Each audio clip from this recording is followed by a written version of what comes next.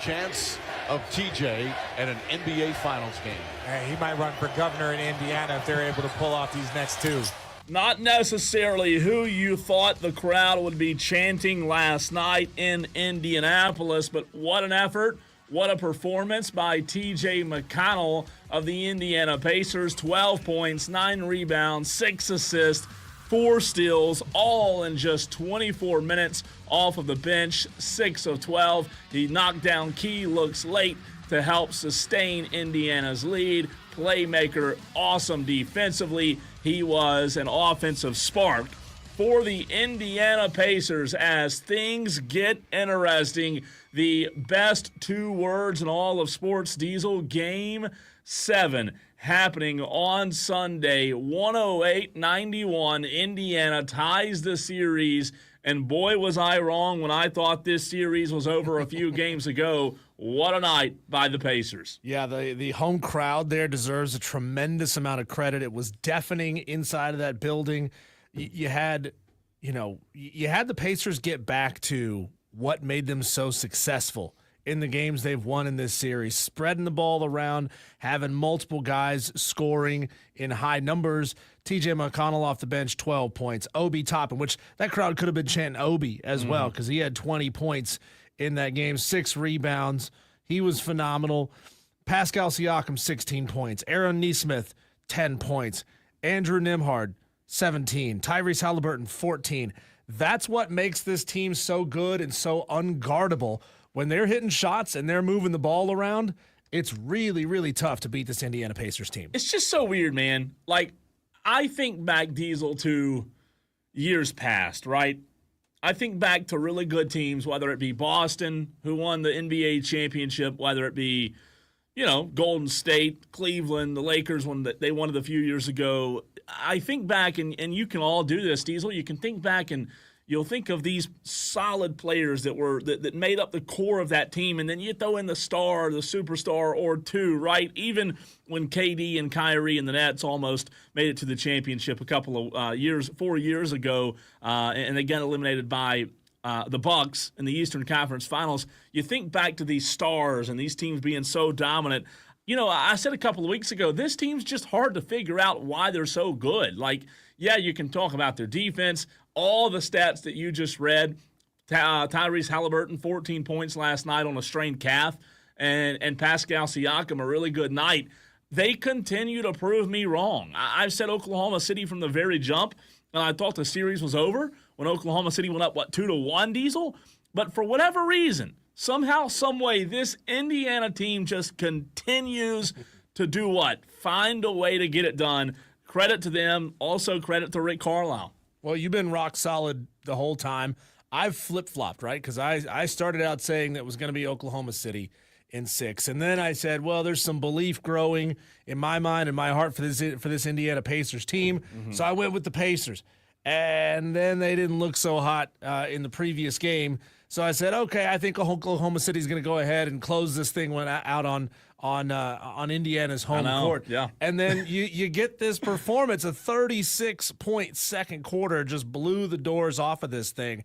I mean, maybe being torn was the exact right take because neither one of these teams is so overwhelmingly better than the other that it makes it a no-brainer that team is going to be the one to win this thing. These are 2 really good teams, very different styles, and I just wish we could do this thing forever. Can we make this a 15-game series, please? Why not? I mean, we don't have anything else to talk about. Can we just go to 8 instead? Right? I mean, what else are we going to talk about? I'm with you. I'm fine with that. I'm down with that. The only thing I'll say is I believe Diesel, going back and trying to remember exactly, I believe I picked Oklahoma City in 6.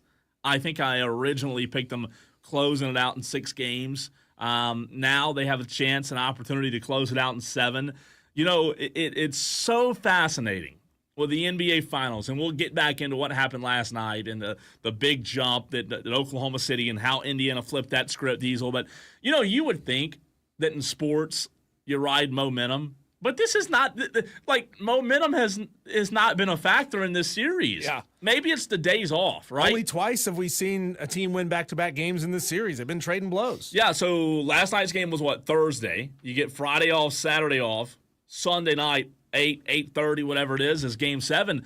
I don't know. You look back on NBA Finals in the past, it just doesn't seem like momentum is a big factor because I thought after Oklahoma City went up 2-1, I thought the series was over. I thought it was donezo. And then all of a sudden, the next game, the script can literally flip so quickly. I think that's what's making this series intriguing, even though, as we talked about on Monday or Tuesday, the ratings way down for the NBA Finals. It's still interesting to see this competitive series night in and night out. Well, this is going to be fascinating to watch because there's been 19 NBA Finals Game 7s in history. The last one was 2016. Of those 19, is that the last one? Right? Yeah. It's been a Oh, while. my gosh. Of those 19, 13 times the Game 6 winner goes on to win Game 7.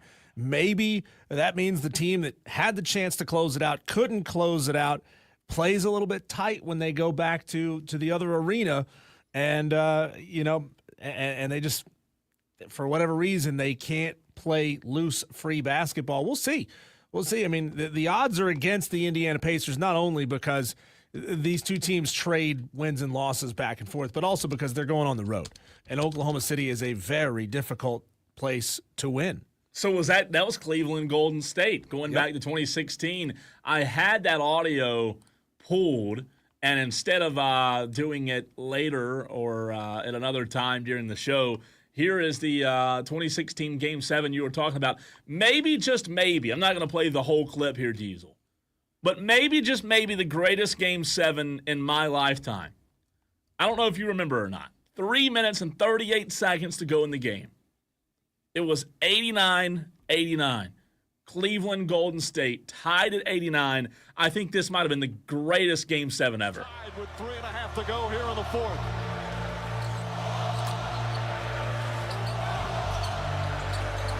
Green back to Thompson.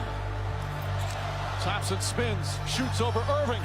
Can't get it to fall, and Kevin Love, his 13th rebound. So this was the Finals, Diesel, that we talked about earlier in the week. Kevin Love, LeBron, Kyrie. Kyrie hits the shot in the corner here in just a few minutes. The three-pointer that everybody remembers, the dagger from Kyrie Irving. And I remember watching this game. Nobody could buy a basket in this game. LeBron got a shot blocked right at the rim, as they're going through right now. But what was so fascinating about this Game 7 was, excuse me, on Monday or Tuesday when you and I were having that ratings conversation, this was the Game 7, Diesel, that had like 30-something million viewers. Remember? It compared to the Finals in, 97 with MJ and not the Suns, but whoever it was they were playing in 97. It only 8-9 years removed. The competitive style of play still there. I just can't figure out. I can't wrap my head around it. Not to go back into this rabbit hole, but you brought this up with the last Game 7. How have we gotten from the last Game 7 to tonight or to today, Sunday night? How have we lost 20-something million viewers? Like that's just still insane for me to wrap my head around. You know? They've got to figure out a way to actually measure that and include that in the ratings. That's the big problem, right? They can't include streaming numbers in the ratings. And by the way, only twice in the modern era has a team won a Game 7 on the road in the NBA Finals. One more time. Say that one more time. Twice in the modern era. And it's a bit of a stretch to call this the modern era. Everybody's got their own definition of what that means, right? Twice in the modern era has a team won an NBA Finals Game 7 on the road. It was the 1969 Boston Celtics who beat the Lakers on the road in Game 7, and the 1978 Washington Bullets who beat the Seattle Supersonics in NBA Finals Game 7. Now, there's been other situations where it's happened. That's crazy. This one was in a conference semifinal. This would have been, the Eastern Conference semifinal. The Bucks beat the Nets in a Game 7 in that series, but again, not the NBA Finals. And it happened in 1948, the Baltimore Bullets against the Philadelphia Warriors. Wow. I didn't realize that. So you're telling me, based on history, Oklahoma City's going to win.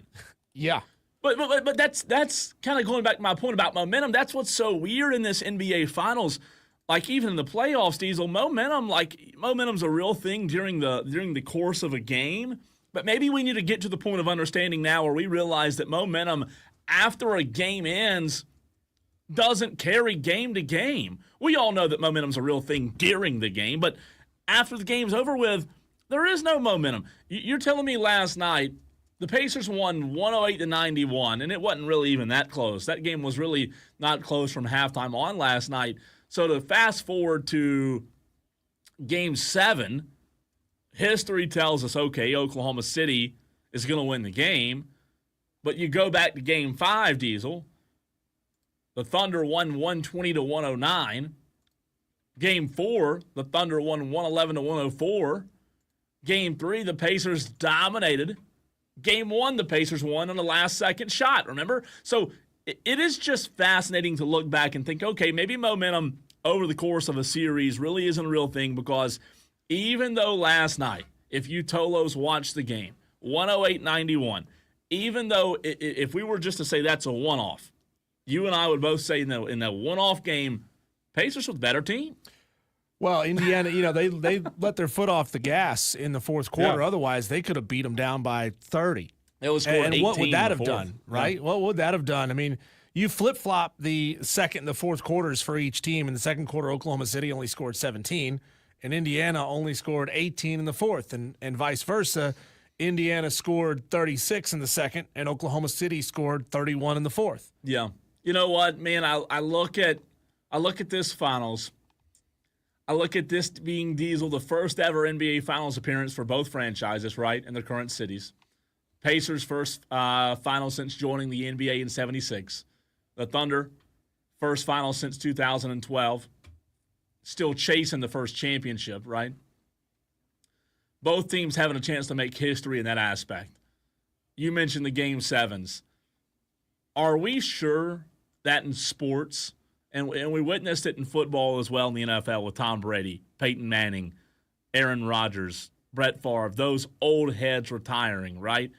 Are we sure that the NBA, and maybe this is a question for another day, but I'm just looking at this big picture. What's happening, the ratings, years past. Are we sure that the NBA, Diesel's ready for the passing of the torch? Because you like these new stars, right? You talk about Jalen Williams and Tyrese Halliburton and SGA and Anthony Edwards in Minnesota. There are plenty of young and coming stars, but are those stars going to be able to carry the game in the way that Steph Curry and LeBron James did? I don't know, man. This is interesting. They need people to pay attention, right? And to get on the bus early. Don't wait, right? And that's when you look at the ratings, it seems like a lot of people are doing that. They're not paying attention to this finals. People aren't watching. Right, they're not watching. What do we say? 7, 8, 9 million? Something like that? Like, do they they're gonna be Johnny come lately, late to the party on Tyrese Halliburton, on SGA and some of these other stars. Think about this though. For the first time in over a decade.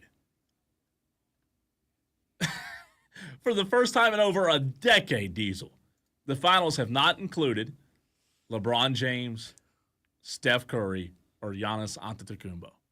That is crazy. Wow. The first time in over a decade. So the only thing I'm scared of here is the fact that the big coastal cities and the big coastal markets, they're going to come calling for these guys, right? Like somebody, whether it's Miami or LA or Boston, somebody's going to come calling for SGA. Somebody's going to come calling for Tyrese Halliburton, and it's going to get to the point where, the management there at Indiana has no choice, and they're going to want too much money because they've just won an NBA championship. They're going to want a lot of money, and those teams aren't going to be willing to pay. yeah, and again, what does that affect? What effect does that have on ratings too? Right? Maybe does it help? I don't know, but when you look, Diesel, we have yet to break 10 million in this NBA Finals. We've yet to break 10 million. Think about that. I think that's pathetic. It's not good. No. It's the finals. We're at Game 7. This is as exciting as it gets. And because LeBron's not in it, because because we don't have social media influencers all over the court We're not watching? Maybe that's what we need. More social media influencers. Put in the Grant NBA. Horvat out there. Right. I How don't about know. Maybe these NBA players need to Cutie do pie. Let's see if he can get a rebound. So last night, Diesel, ratings-wise, under 10 million, did not break 10 last night. So Game 6 continued the sub-10 trend. We are at an average of 9.18. Again, Game 1 was 8.91 million, the lowest Game 1 since the Nielsen era began. This marks the lowest such stretch outside of the COVID year. So 20% down from last year, 13% decline in active TV households. And again, you and I have talked about it. There's so many things that go into so many factors, right? JD brings up on the stream, I'm honestly shocked the ratings aren't better. The NBA has a huge issue on their hands. Well, it's an issue that they created, right? We've heard nothing but superstars for the last 10 years. That's what they've built this league around, is the superstars. Those 3 or 4 names that you just listed off. Sure. That is the league. And then when those guys aren't in it, when they're getting bounced in the conference semifinals, then you're like, well, then you're left with nothing. And that's what Adam Silver has got to figure out. So, they've got to learn how to remarket the team and the brand of play over just the name on the back of the jersey. So maybe Adam Silver needs to have meetings with Rob Manfred of the Major League Baseball, of Major League Baseball. What do I mean by that? Why do I say that? Not long ago, Rob Manfred was in a similar spot, right? However, you look at the last 2 to 3 years, Rob Manfred, for as much as hate and dislike as he gets, Diesel, MLB has continued to trend upward for the past 2 to 3 years in monstrous ways. A lot of that has to do with the style of play, what you watch, the product, the pitch clock, right? All of that. Maybe Adam Silver needs to seriously consider what Rob Manfred's done. You want to average, Diesel, or you want to compare ratings? The 2023 World Series, Rangers and Diamondbacks, not like ginormous markets, right? Texas Rangers, obviously in Arlington, big market, but Arizona Diamondbacks, not really. They averaged in 2023 more viewers than any NBA Finals game this year. So think about that. Couple of years ago, 2 years ago, the World Series, when they were coming out of their decline, averaged more viewers in the World Series during, when is the World Series? What time of year? October. Football season. Football season. They averaged more viewers during football season than the NBA Finals have when there's nothing else going on. I mean, there's nothing else to compete. This is crazy to me. Yeah. Maybe the NHL and NBA, I don't know what they can both do, but they need to stop competing. Let's be real. They need to stop competing with as far as viewership. I don't know how much overlap there is. I don't know if there's a lot of fatigue of like, I just watched the finals game last night. I don't want to watch another finals game tonight. I don't get those people. Yeah. How much overlap is there too, right? But maybe they need to shorten that NBA season down by 2 weeks. Just shorten it down by 2 weeks so that the NBA finals are going on as the NHL conference finals are happening. And then the NHL conference finals can be the last thing before we go into the doldrums of summer, or the other way around. It doesn't matter, right? If you want to push the NBA season back a couple of weeks, we've been saying for how long that they need to start this thing Christmas. You know, that needs to be opening day for NBA basketball. Move that season back. Push the NBA finals into the last week of June or the first week of July. Leave the NHL season alone. That's what they need to do. It's mind-boggling. Think about this, Diesel. I'll throw a couple more numbers at you, then we got to run to a break. The MLB, just a few years ago, we said baseball is dying, right? Just a few years ago. The MLB has set streaming records in 2024 and 25. Listen to this, 27% increase from last year to this year. Make that make sense. Double-digit gains across platforms in 2024, from Instagram to Facebook to YouTube. So not only are they trending up on socials, Tokyo, Japan, up 22% from 2 years ago. Internationally, I don't know what it is. Maybe Just it's, wait till Shohei's Dodgers make the World Series. right. Maybe it's just ebbs and flows. But the MLB has figured out somehow, some way to recapture the product that everybody used to love of America's pastime, right? And the NBA just can't grasp that. Is it, again, you ask why?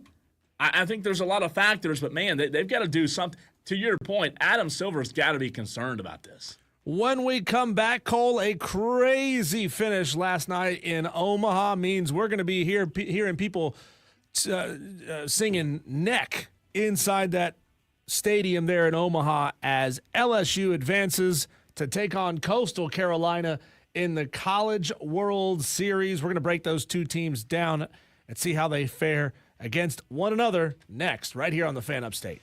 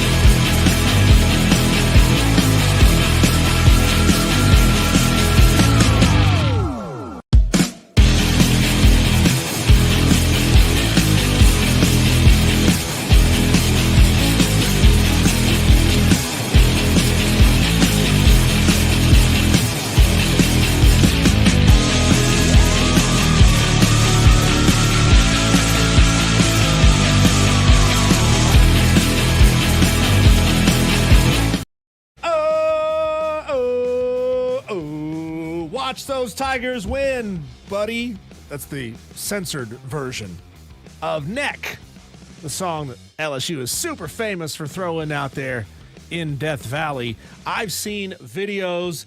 As a matter of fact, I saw a video of Chris Phillips riding in the back seat of a topless Jeep Wrangler, blasting Neck, driving down the street in Omaha, Nebraska. So he's out there living it up, having himself a good time. And we're going to talk to Chris Phillips coming up at 5:20 on location at the College World Series in Omaha. But a crazy finish last night between LSU and Arkansas. It felt like the Razorbacks had it in the bag, Cole. And then this happened.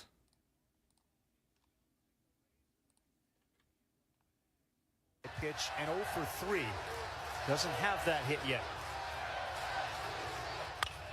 This time he beats it into the ground. Aloy will go to third, and he gets the out. Did they have a chance to get 2? He went to third to get the lead runner, foregoed any chance of a double play. Not a terrible decision. I mean, he could have ended the game. Then this ball is hooked to left field, and a bad read. It goes off of the left fielder's head down the lawn. Both runs are going to come in, and we are tied again. Oh, my goodness. He slipped, and it looked like it went right off of his body. Then, as you can see him there in the foreground, he is the winning run. He does get one to hit. It's off the glove of the second baseman, and here comes Hernandez. LSU is on to the finals.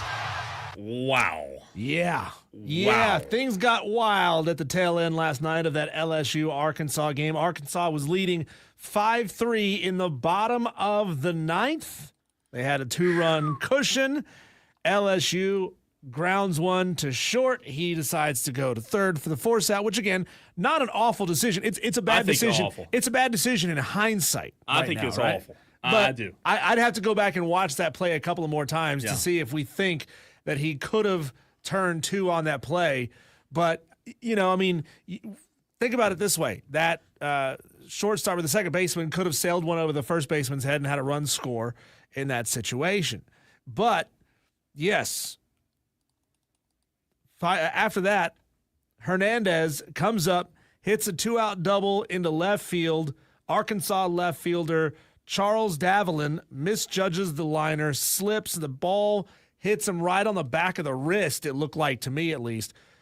Game tied, and then Jared Jones comes up to the bat, rips one over the second baseman, hits his glove, goes into the outfield.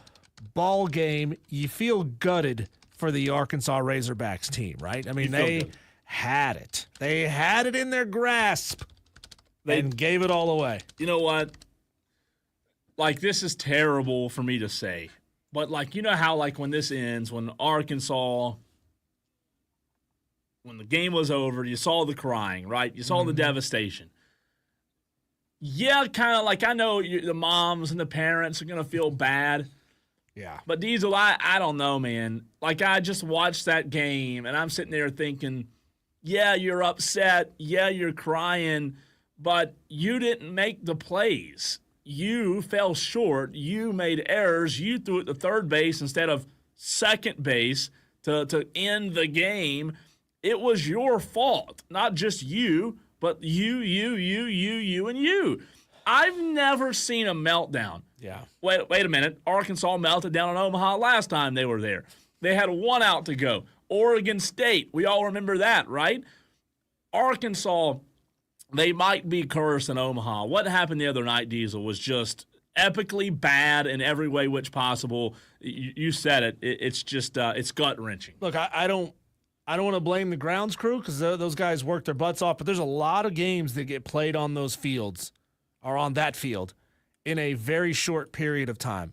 You got the spots out in the outfield that get worn down by players standing in the same position, breaking from the same, 20-foot radius, play after play after play, and that's what got him. That's what got him. I mean, he had a play on the ball. Yeah. He very easily could have made that catch. If he hadn't slipped, he probably would have made that catch, and we'd be talking about Coastal versus Arkansas. We would. But and how awesome would it have been to see Gage Wood back in a College World Series final, right? To see him come back after that no-hitter, to come back in that situation. But, them's the breaks, man. Everybody's out there playing in the same spot. They're playing under the same conditions, and it just got him. It just got him. Charles Davlin misjudged the liner, slipped, ball bounced off his glove.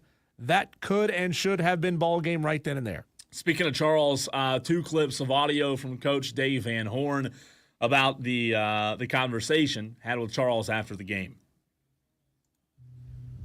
Jacob Render, Baseball America. Were you able to have a conversation yet with Chuck and to see a player go through that? I mean, how difficult is that? Yeah, I went down and he finally made it to the bench just before I came up here, and he's pretty distraught. But I just told him straight. I started telling him that how much I appreciated him, and we would never have made it here without him. And he said that he was sorry, and I said, "Don't tell me you're sorry. You don't have to tell me you're sorry." And then he said it again, and it's tough.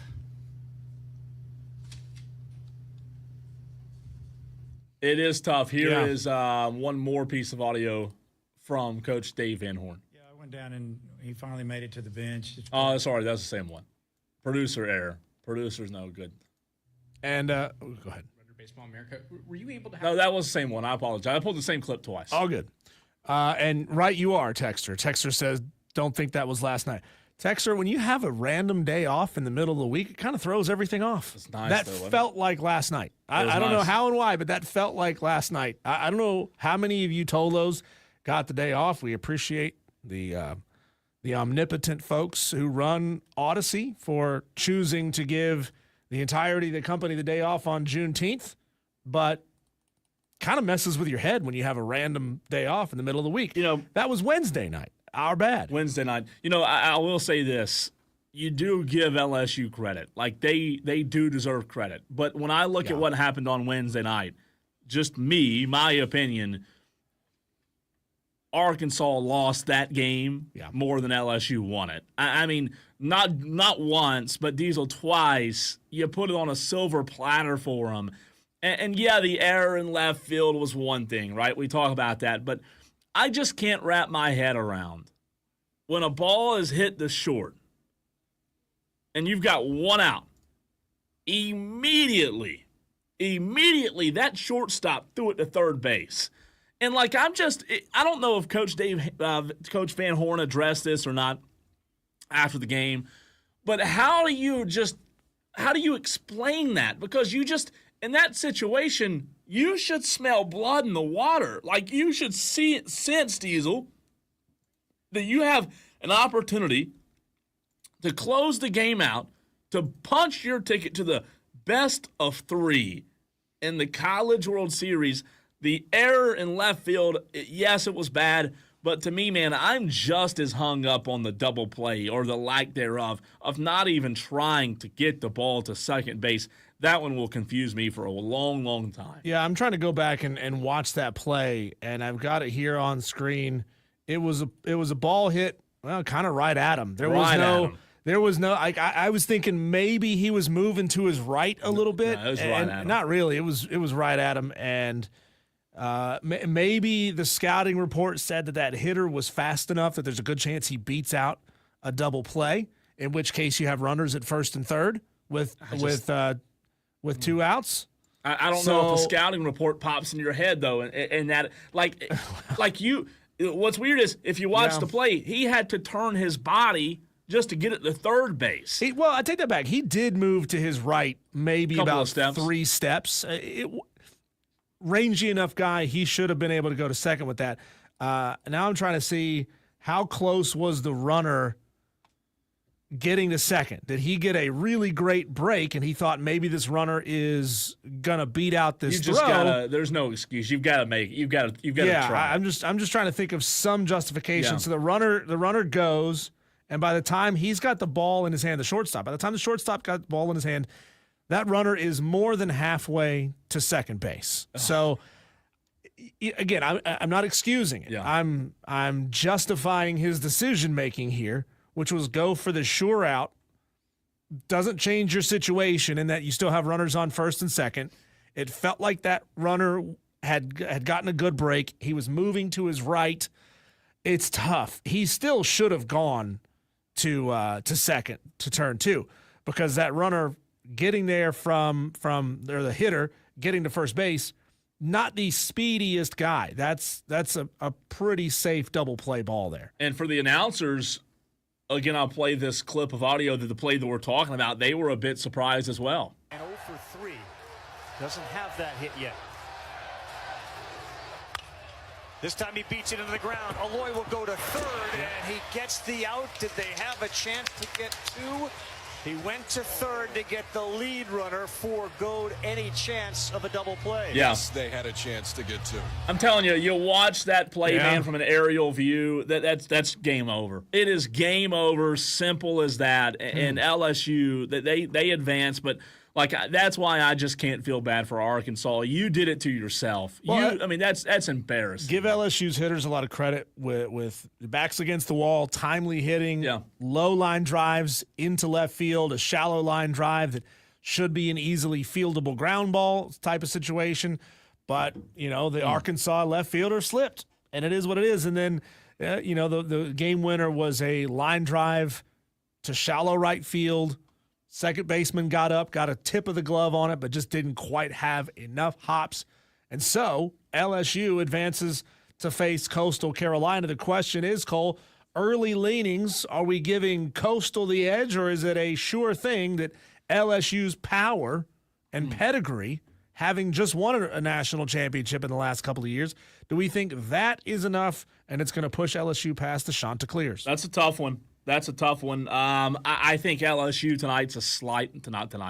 tomorrow night, I think LSU has a slight advantage. Just with the course of their lineup, 1 through 9. I'm not saying it's a big advantage, but I think LSU has a slight advantage. I would, if I'm a Coastal fan, I would much rather have seen Arkansas than LSU. Yeah, a team that's struggled, a team that's had to have comebacks so far. Then again, you get a team hot and get them believing. Maybe so. If you get Arkansas and that's the draw that you get, then you got them believing. What I do love is that Coastal Carolina's coach, Kevin Schnall, he's been here before. He was on staff in 2016 when they won the College World Series. LSU's got a lot of experience playing in these situations, but guess what? So does Coastal Carolina. Yeah. I think this is such an evenly matched, fascinating series. Coastal on their 26-game win streak. They're undefeated in Omaha, playing as good a baseball as you possibly can right now. LSU comes back from a midseason slump to get here. I think it's fascinating, very interesting, and worth noting games 1 and 3, LSU designated the home team, so they will get the bat in the bottom of the 9th. It's in interesting. both of those games. Yeah. And going back to what I said earlier, it was 2018 when Arkansas choked in the championship series, Oregon State. They had a chance to go up 2-0. They were already up 1-0. I believe that was a chance to win the College World Series right there, if I'm not mistaken. And it was a dropped foul ball that would have ended the game, and then Oregon State puts a few runs on the board. So for whatever reason, Arkansas has just been cursed, man. They have been cursed in Omaha. Diesel, Tolos, is it happening? It usually happens late in the year for one Major League Baseball team, but after the past 3 days, it might be an early Christmas present. We'll talk about it next.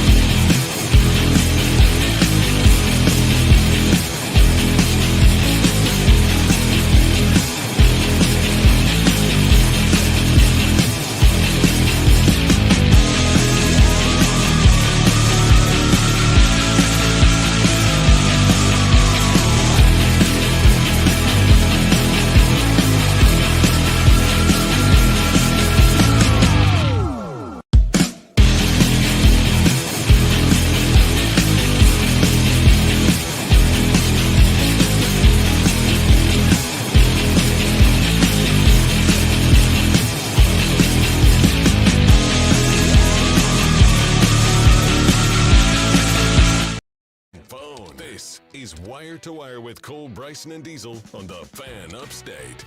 Well, could it possibly already be happening? What do I mean, Tolos? Kill this music. Let's kill this music. I know the Braves have been bad. But, ladies and gentlemen, could it possibly be happening? The Atlanta Braves, Diesel, sweep the New York Mets. And guess what? The Braves have won 6 games of their last 8. They beat the Mets, swept the Mets, took 2 of 3 from the Rockies, 2 of 3 from the Brewers last week. And all of a sudden, here we are, late June, and it feels like, even though the Braves are in a deep, deep hole, there might be signs of life for the Atlanta Braves. How in the world did this team just sweep the New York Mets? Yeah, the NL East leading New York Mets, by the way. 10 games back from the lead in the division. I mean, these head-to-head matchups are absolutely massive, especially when you can get them against the Mets, especially when you can sweep them. And we're seeing guys across this lineup, Cole, coming up big in big situations. In Game 1, Austin Riley had the walk-off sac fly in the 10th to win it with a 2-out bases loaded after a 2-out bases loaded from Marcell Ozuna. He's hitting the ball well. Acuna's hitting the ball well. He on Game 2, he had a leadoff homer. Matt Olson had a shot in that game in the 7th, won that one 5-0. Chris Sale seems to be really rounding into form. And then, of course, Spencer Strider. Strider's back, and he is mowing them down. He's mowing them down. He's pitching well. Look, the odds of the Braves making the postseason are still low. We all know that. As you said, Diesel, there's they're still 10 games back. Is that what you said? 10 games back? 10 Is games. that right? However, guess what? The Braves are 10 games back. Guess, Diesel, take a wild guess. Their next 10 opponents in a row are all division opponents. They could go on a tear here. I'm not saying you go 13-0, right, and go on some massive run. Yeah. But you just swept the Mets. You have the Marlins this weekend, winnable series. If they can get 8 to 9 out of these 13, well, good news. If you'll say, well, Cole, the Mets, you still got to take more from the Mets. The good news here is, guess what you do on Monday? You go to New York. You have a not 1, not 2, not 3, but a 4-game set, Diesel, next week against the New York Mets again before you host the Philadelphia Phillies, who haven't been playing well either. I'm not saying the Braves make some magnificent comeback. However, I will tell you this. The Braves are playing well, and they're playing well as a team. They're not they're not a postseason team right now. We all know what they have to accomplish. We all know what they have to do. It's going to be a big, big hole to climb out of. However, what you've seen over the last 2 weeks has been uber encouraging. Yeah, I really want to see him. I'd love to see him sweep against Miami, but it's all about winning series at this point, right? You got to win series. You got to win 2 out of 3 against Miami, a team that you are better than. You know, Miami's 15 games back, so they're 5 games back from the Braves. It's a 29-win team against a 34-win team. How about we make it 37 by the end of the weekend? And winning 2 out of 3 against Miami would be great. New York on the road, that's going to be really tough. But New York they're in a skid right now. You know, are they shook? Is their psyche maybe the Braves have their number in trouble? And then you get Philly at home.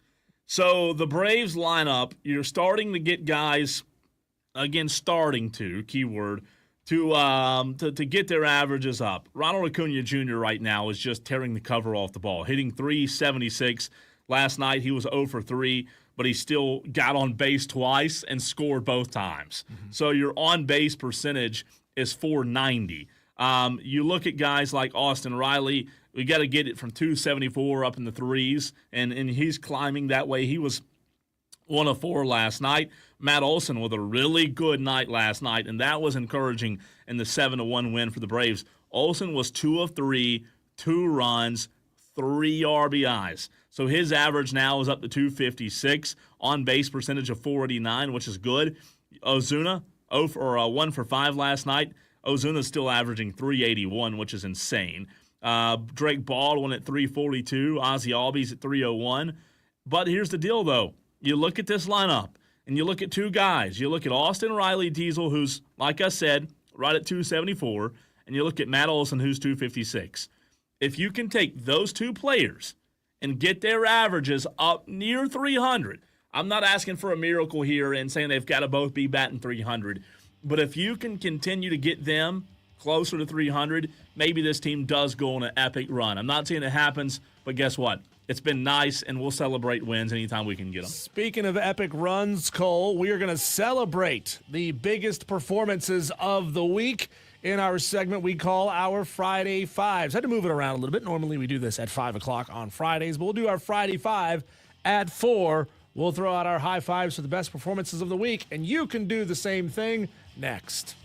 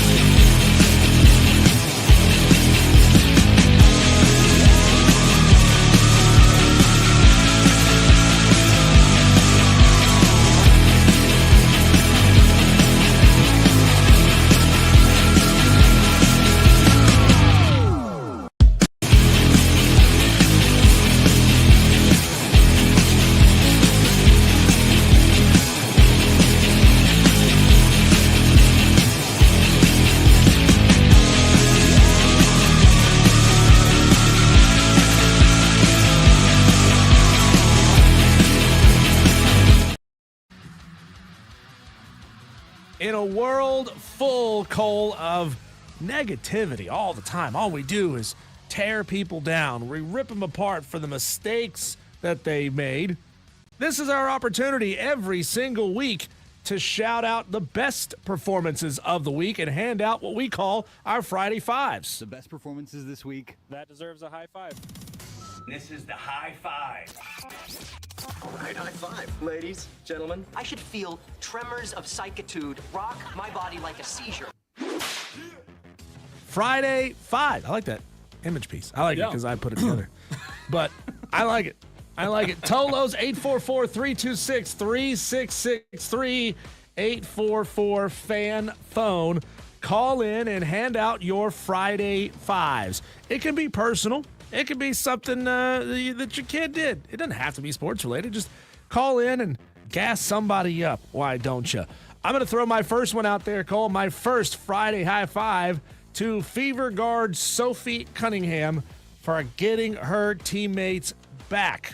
It's the conversation that they didn't want us talking about this week, right? When, the Indiana Fever, who are the most talked about team in the game, are a whopping 6-6. They're an average basketball team. But in the third quarter of last week's Fever Sun game, Connecticut guard J.C. Sheldon poked Caitlin Clark in the eye during a physical exchange. Later on, Sophie Cunningham, who's known as Clark's protector, who also happens to be a former Taekwondo black belt, by the way, caught Sheldon from behind, grabbed her and pulled her down. They got in each other's faces. Flagrant twos were issued, but I love it, Cole. I love teammates getting each other's backs. Yeah, you like to see it. You like to see the fireworks, as we talked about yesterday, and the Friday Five, whether it's Caitlin Clark or what's the other girl, Sophie Cunningham, is that right? Yeah. High five to her. I like drama in sports. That's just part of what captures people's attention. That's what part of what Diesel captures, the storylines. And there's nothing wrong with that. People who have an issue with it, I don't understand it. I like that Friday Five. Sooner or later, you said a minute ago, these don't have to be sports related. Sooner or later, we're going to be high-fiving the guys down the street because College World Series is over, hockey's done, baseball is all we're going to have left, the NBA is going to be done. So when you do give out these Friday Fives, Tolos, as Diesel said, it doesn't have to be sports related for the next couple of months. We won't have any sports other than baseball. So MLB Friday Fives, right?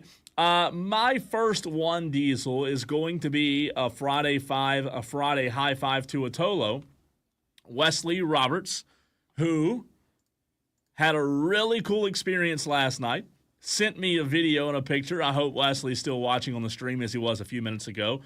This was Wesley's view last night. What? He was there? Yep. He was there? Yep, he was there. Look at that. Look at that. How cool Wesley. is that? Look at that. I rescind the high five for shooting vertical video. Well, you know what's weird, though?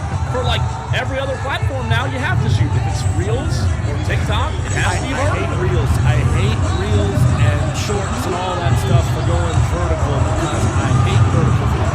Yeah, and then he also sent me a picture of, look who he was sitting right near. Oh, look at that. Stephen A. Smith over there. How about that? That's my Friday Five. Give I it thought a that was shout Tyler out. Perry. No, that was no. Stephen A. Smith. Stephen A. Smith on the set of the NBA on ESPN last night. Again, the video, if you're watching the stream, you can see it on Twitter, Facebook, and YouTube at 75. Look at those seats, too, man. That's awesome. Not bad. No, not looks bad. like he is middle of the second deck, two or three decks, right? Looks like he's middle of the second deck, kind of halfway up, not way up in the rafters. He had a good seat. So for those listening on the radio and not watching the stream, Wesley Roberts was at Game 6 last night, one of our Tolos. I love seeing that, man. That's good stuff there, man. High five to Tolo Wesley. I love it, Wesley, and for giving us the right there on-site view of what was going on. Cole, we would be remiss if we did not give a Friday Five to Gage Wood for throwing the first no-hitter in the College World Series since 1960, only the third one ever. How about that? He was on another planet with his intensity and his eyes. Yep. Like he had the crazy eyes. Yep. For the 8th and the 9th innings. He was so wired up. I don't think you could stick a grease BB up his butt. I'll be honest with you. I don't think anybody else should get a Friday 5 this week. I mean, Gage Wood was that good. How about Friday 19 for every strikeout? I'm telling you, man, he was good. I echo that. I will also endorse Gage Wood as one of my Friday 5s because when you do something for only the 3rd time in college baseball World Series history, it's pretty amazing. Now, I know that Arkansas obviously fell short, as we talked about at 320, but guess what? If you're Gage Wood Diesel, yes, you're upset that your team fell short, but you did your job. You did your job and then some. You literally captured the entire world on, what was it, Tuesday afternoon, as you and I and so many other people were watching that game. And the game wasn't even that good. It was only like 3-0, right? It wasn't that great of a back and forth or anything like that, but what Gage Wood did on the mound, I don't know, as long as we do this segment, Friday 5s, I don't know that we'll ever get a Friday 5 as deserving as what Gage Wood did. Let's go to the phone lines and see what Dewey has to say. He's got somebody he wants to congratulate, I guess, maybe the Chick-fil-A worker for getting his order right. Dewey, what do you have to say? No, actually, a Chick-fil-A worker screwed my order up and gave me cold food. That's not true. That's not. They don't do that. We are not going to allow you to besmirch the fine folks at Chick-fil-A. They never Dewey. We make know mistakes. you're lying. Oh, it was cold. No, it wasn't. But anyways, the Braves sweeping the Mets. Yeah. We all thought that was impossible, but the Braves actually took advantage of a Mets team who hasn't been playing good. Oh, come on. Now, come on, Dewey. Give the Braves credit. No, give the Braves credit, Dewey. Well, they haven't been playing good, but they took advantage of it, which is good. But now they're playing the Marlins, and typically they play good against the Marlins, but the Braves are tired, so I think they're going to get swept by the Marlins. Oh, my God. You are on something today. Not giving the Braves credit, saying they're going to get. You want to make a bet, Dewey? Let's me and you make a bet right now on this Friday wire to wire that the Braves will not get swept by the Marlins. I'll make a bet. What do you want the bet to be, Dewey? You versus me. If I win, you got to go every day. If you win, I have to go every day, like what, once a show? Because that's easy. Right? Once an hour. Once an hour. Okay. For how long? Randomly. For how long? Random. For a whole week. Okay. For a week. So we have 4 hours, 5 days, right? So that's 20 hours. 20 in 1 week. Now, Dewey, if I win the bet, what do you have to do? I don't call for a week. Oh, wow. You're on probation. Gauging from the text line when Dewey calls in, some of our Tolos might like that. All right, Dill, you're on 1 week probation starting Monday. However, I'm not here on Friday of next week, so I'll be nice. I'll let it only be 4 days because Diesel will be solo Friday, and he'll want you to call. So 4-day probation if the Braves don't get swept. If they do get swept, I'll give a or a every hour for a week. Every hour for a week, randomly. And a shout out to the Coastal Carolina people. They're going to win the national championship, and then Paul Mainieri is going to get fired, and they're going to hire the Coastal Carolina coach. Oh, I mean, if I'm Jeremiah Donati, that might be my first phone call next year, unless Paul Mainieri turns it around, right? I mean, yeah. Hurricane Jeff on the Hub City Spartanburgers text line says, how about a Friday 5 for my Florida Panthers' second Stanley Cup in a row? That's love it. Absolutely deserving. See, Jeff? Hurricane Jeff, where were you all last week when we were talking about the NHL Finals? You know, we talked about it. We tried to get people hyped up for it, and a lot of crickets when we started talking hockey. Hurricane Jeff, you should have called in. Yeah, you should have. Diesel, this is a weird one. I don't know if you're ready for this Friday 5. Do you know how in sports, attendance is calculated? It should be people walking through a turnstile. Okay. But now not. it's like tickets sold. All right, I am going to, this is weird, but I'm going to give a Friday 5 Diesel to whoever calculates attendance for South Carolina. What do I mean by that? Gamecock Baseball, 1 hour ago, put out a tweet at Gamecock Baseball on Twitter, on X, and the tweet says, Gamecock Nation runs deep. And there's a graphic with a big 5, and it says, 5th highest attendance in the country. And I saw that tweet, and I thought, wait a minute. I went to several South Carolina baseball games this year. I covered them. I sat in the press box. There wasn't anybody at those games. Jack Veltri at Gamecock Central, who we have on all the time, he'll tell you there was nobody there. Diesel, I don't know how they're calculating attendance, but it's obviously not butts and seats. No, it's not butts and seats. They don't do turnstiles anymore anywhere, right? Most places have mobile tickets. They're not scanning. I mean, everybody's scanning, but they're not. They don't have a tally of how many people have scanned in. They must count all of the staff. They must count all the players. The press, they must the count media. the press, the grounds crew. They must count them all. I mean, what right? are we talking about here, Diesel? Yeah. 5th highest attendance in the country. Do you this ever year? watch? You ever get a laugh out of like tuning in to the Tuesday night Maction games or Wednesday night Sun Belt games? And you can clearly see in a stadium that, if we're talking about G5s, are probably set up to hold like 30,000, 35,000 tops. And the stadium is less than half full. And they go and report like 28,000 in attendance. It's bogus. Everybody knows it's bogus. Bowl games are the same Yeah. way. So I just say, hey, there you go.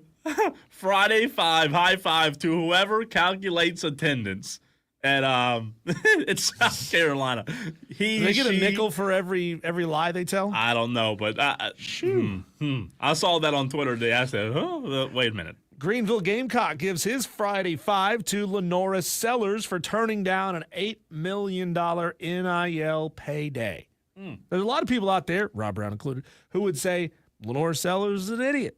Go chase your value, man. Go get that money. Go somewhere else. Put on a different jersey. What does it matter to you? But to Lenoris, being a South Carolina Gamecock means everything. And I love it. I love that I'll for tell you what, man. for Lenoris and for you South Carolina fans. I do too, and I'm glad Greenville Gamecock brought that up because you and I touched on that earlier in the week, or maybe last week. But I'll tell you this. In the world that we are in today, Diesel, with college athletics the way they are, it's so refreshing to hear something like that. Last Friday night, I was sitting down here in the upstate talking for a good hour and a half with a current South Carolina football player. I'm not going to say who because I don't want to throw him under the bus or give any inside information away. But when you hear people like that, Diesel, who love the program like the guy that I was talking to that plays there now, like Lenoris, it does instill faith in you that, you know what, even though college athletics are the wild, wild west, there are still really good players and people in the world, Lenora Sellers included, who understand that playing for the name on the jersey still means something. Well, think about it this way. Out of every college football team, let's just say 10 guys leave for the transfer portal every year. But the vast majority stayed. That's 75 scholarship guys that Unless you're Florida stayed. State. Yeah, I mean, a lot of people would say, well, it's probably because they don't have a chance. Nobody wants them. Nobody's offering them anything. Yeah. Well, that's not the case. For some of them, it may be. But for the majority, they love where they are. They appreciate where they are. And they stayed because the situation they're in is better than chasing something they don't know. And hopefully, Cole, you know, that old adage that out of all the guys that enter the transfer portal every year, the vast majority don't end up on another team. They just don't get picked up and their playing careers are done. Hopefully that will start to sink in until we eventually get some sort of regulation on the transfer portal again. Hopefully the cautionary tale of you may not end up on a roster somewhere. Hey, you're the second string wide receiver at Bowling Green. Who's going to give you $100,000 to come to their school? Nobody. You're on roster. You're on scholarship. Stay where you are. Get your education. If something happens out of it, great. But otherwise, be happy where you are. No, I'm with you on that. I like it. I think it's refreshing. Hopefully it stays that way for, the majority of people. But I've got one more. You go ahead with one of yours, though. Yeah, I'm gonna give a Friday 5 to a golfer that considered quitting the sport going into this season. A former walk-on at San Diego State who had considered quitting golf before the season sank a 65-footer to win the U.S. Open. Started 5 of his first 6 holes with bogeys, had a long rain delay, changed his shirt, came out there, and just started mowing them down. J.J. Spawn deserves a huge high five from us. Yeah, look, what he did was it was so amazing that it'll probably never happen again, right? in terms of the length of that putt. I mean, that just doesn't happen. By the way, quick update, speaking of golf, Justin Thomas and Scotty Scheffler are currently T1, Diesel, in the Travelers Championship. With us being off yesterday, I got to watch a little bit of it. Scotty's playing really well. Rory played really well yesterday. He's fallen a little bit today. He is now T14. He dropped 11 spots from yesterday to today. But right now, Scotty and Justin Thomas, that'd be fun, right, to see those two going at it on Sunday. A really good tournament going on in the Travelers Championship between a lot of really good golfers. As far as a 65-foot putt is, Colin, we tested it out here in the hallways. That is just barely half of the longest putt ever holed in a PGA event. So if you want to go just majors, there's a tie for the longest putt ever holed in a PGA major, 110 feet, held by Jack Nicklaus from the 1964 Tournament of Champions and Nick Price at the 1992 PGA Championship. I guess in 64, the Tournament of Champions was a major. And the longest official recorded putt ever, regardless of the event, was holed by Craig Barlow, 111 feet 5 inches at the 2008 Buick Open. That's crazy. That's what that is. That's crazy. My last Friday 5 is a big high five to Kevin Schnall, Diesel, for allowing you and I to have an in-state team in Coastal Carolina in the postseason, in the Super Regionals, and not only that, but in the College World Series. Coastal Carolina is no longer the feel-good story to me, right? At first they were. At first they are. However, you have to kind of wrap your head around they're one of the best programs. They're the best baseball program in the state of South Carolina. You could argue that they're one of the best programs in the Carolinas, just being quite frank. As we know, North Carolina had a good season. They fell short ultimately, Diesel. But hat tip, Friday 5 to Kevin Schnall, because this team, they're fun to watch. And if somehow, some way, they can win 2 more games, I'd like to see a Game 3 Monday night for your and I's sake, right? Sure. But, man, I'm pulling for Coastal so hard. And I hope for their sake that Kevin Schnall learned from Gary Gilmore and decides to stay in Conway for a long, long time. He's been there almost as long as Gary Gilmore was, obviously, as an assistant coach. We hope now that he is the head man, that he sticks around in Conway for a very long time. Tolos, those are your Friday Fives. We'll do it again next Friday. Your opportunity to shout out whoever and whatever you want right here on these airwaves. When we come back, we will talk to Grayson Mann of TigerNet.com, talking Clemson football recruiting, dismissal of a key piece of the Clemson offense. What's going on with that? We'll get the details from Grayson next.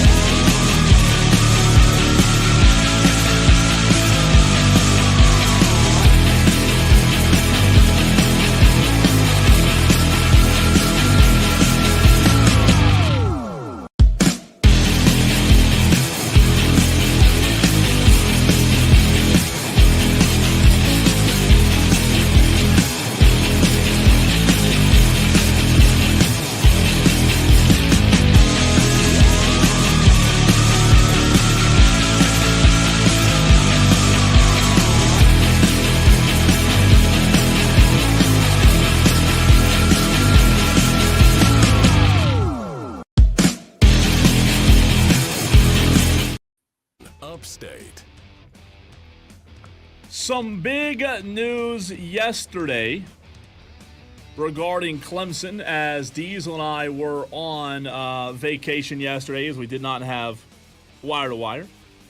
Some really big news, though, on the Thursday that you thought was going to be a slow news day, as Grayson Mann of TigerNet.com reported that Clemson has dismissed Marquise Henderson.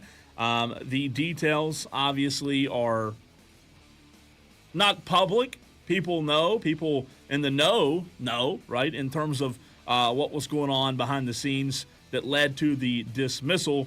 The program put out a statement that said Clemson has made the decision to dismiss Marquise Henderson from its program. We wish him the best as he moves forward. Grayson Mann, TigerNet.com, joins us right now on the Fan Upstate to break all of that down and also talk a little Clemson football recruiting on this Friday. Grayson, Marquise Henderson was a guy that I covered and followed to a degree in high school at BHP. Watched him, in the playoffs. And obviously in the Upper State Championship game, he had a big game. Belton Honeypath defeated MVP that night. A really good running back that was at Clemson as a freshman that had some upside people were excited about. What can you tell us about this dismissal of Marquise Henderson? Yeah, I can't really add too much to the situation in terms of what's public and what's being asked to be kept private, but our understanding on our end is that this was an escalation of a variety of events since he's came onto campus, and one that I think just ended up in the last several months, several weeks, culminated in just something that broke the camel's back, per se, and that we can just sort of leave it at that in that situation, and Clemson ultimately made the decision to move on, something we don't often see at this program with Dabo Swinney, where a dismissal is that public. And so I think moving forward, obviously, I think Henderson just put on Twitter that he's entering the transfer portal, so he will obviously move forward in his college career. But just a really unfortunate situation with the player that, like you said, Cole, has a ton of upside. I watched him live, did a broadcast with Facts and Childress for the Roar, and he was, I think, in terms of playmaking, one of the more impressive players that I've seen in quite some time in terms of what you can do with the ball and just the upside as a player. So really tragic situation in terms of how it unfolded with Clemson. I know Swinney was incredibly high on him, but in terms of what details can be shed or what we brought to light, Clemson is keeping it very tight-lipped, and that's pretty much that all I'm able to afford on this matter.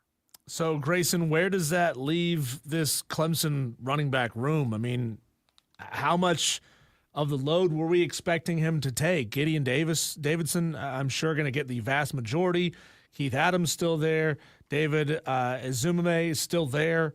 What does this mean for this room? Does it really leave him that thin? I don't think so. I never really projected Henderson as someone that was going to come on this year at least and make a massive impact. I'd always touted it as, yes, you're going to get Jay Haynes back in the fall from an ACL injury. You're going to have Adam Randall with the position switch. And then as you alluded to, Ezeume is going to be someone that I think had a great spring and could be someone that is an impact player. It's going to be a rotational room, and I think that doesn't change with Henderson's dismissal. There were also conversations that I had been given light to that he was potentially making a switch to wide receiver, and they were going to try to use him as more of an athlete in that sense when they give those players recruiting tags. So I don't think this is one where Clemson fans should go, oh man, what a really unfortunate bump to this running back room and its depth. I think it's ultimately more going to be looked at as just what went wrong personally versus what happened on the field. And I think Clemson will move forward just as so. Grayson, you kind of touched on it there. That was my next question for you. He was a really good Marquise Henderson, by the way, is the guy we're talking about, was a good running back at BHP in high school. And not long after he got on campus, I was already hearing rumors that he wasn't going to play running back, and that surprised a lot of people. Do you think that Clemson, with the running back situation, you mentioned moving Adam Randall from wide receiver to running back, and now you have 3 or 4 solid guys in that room.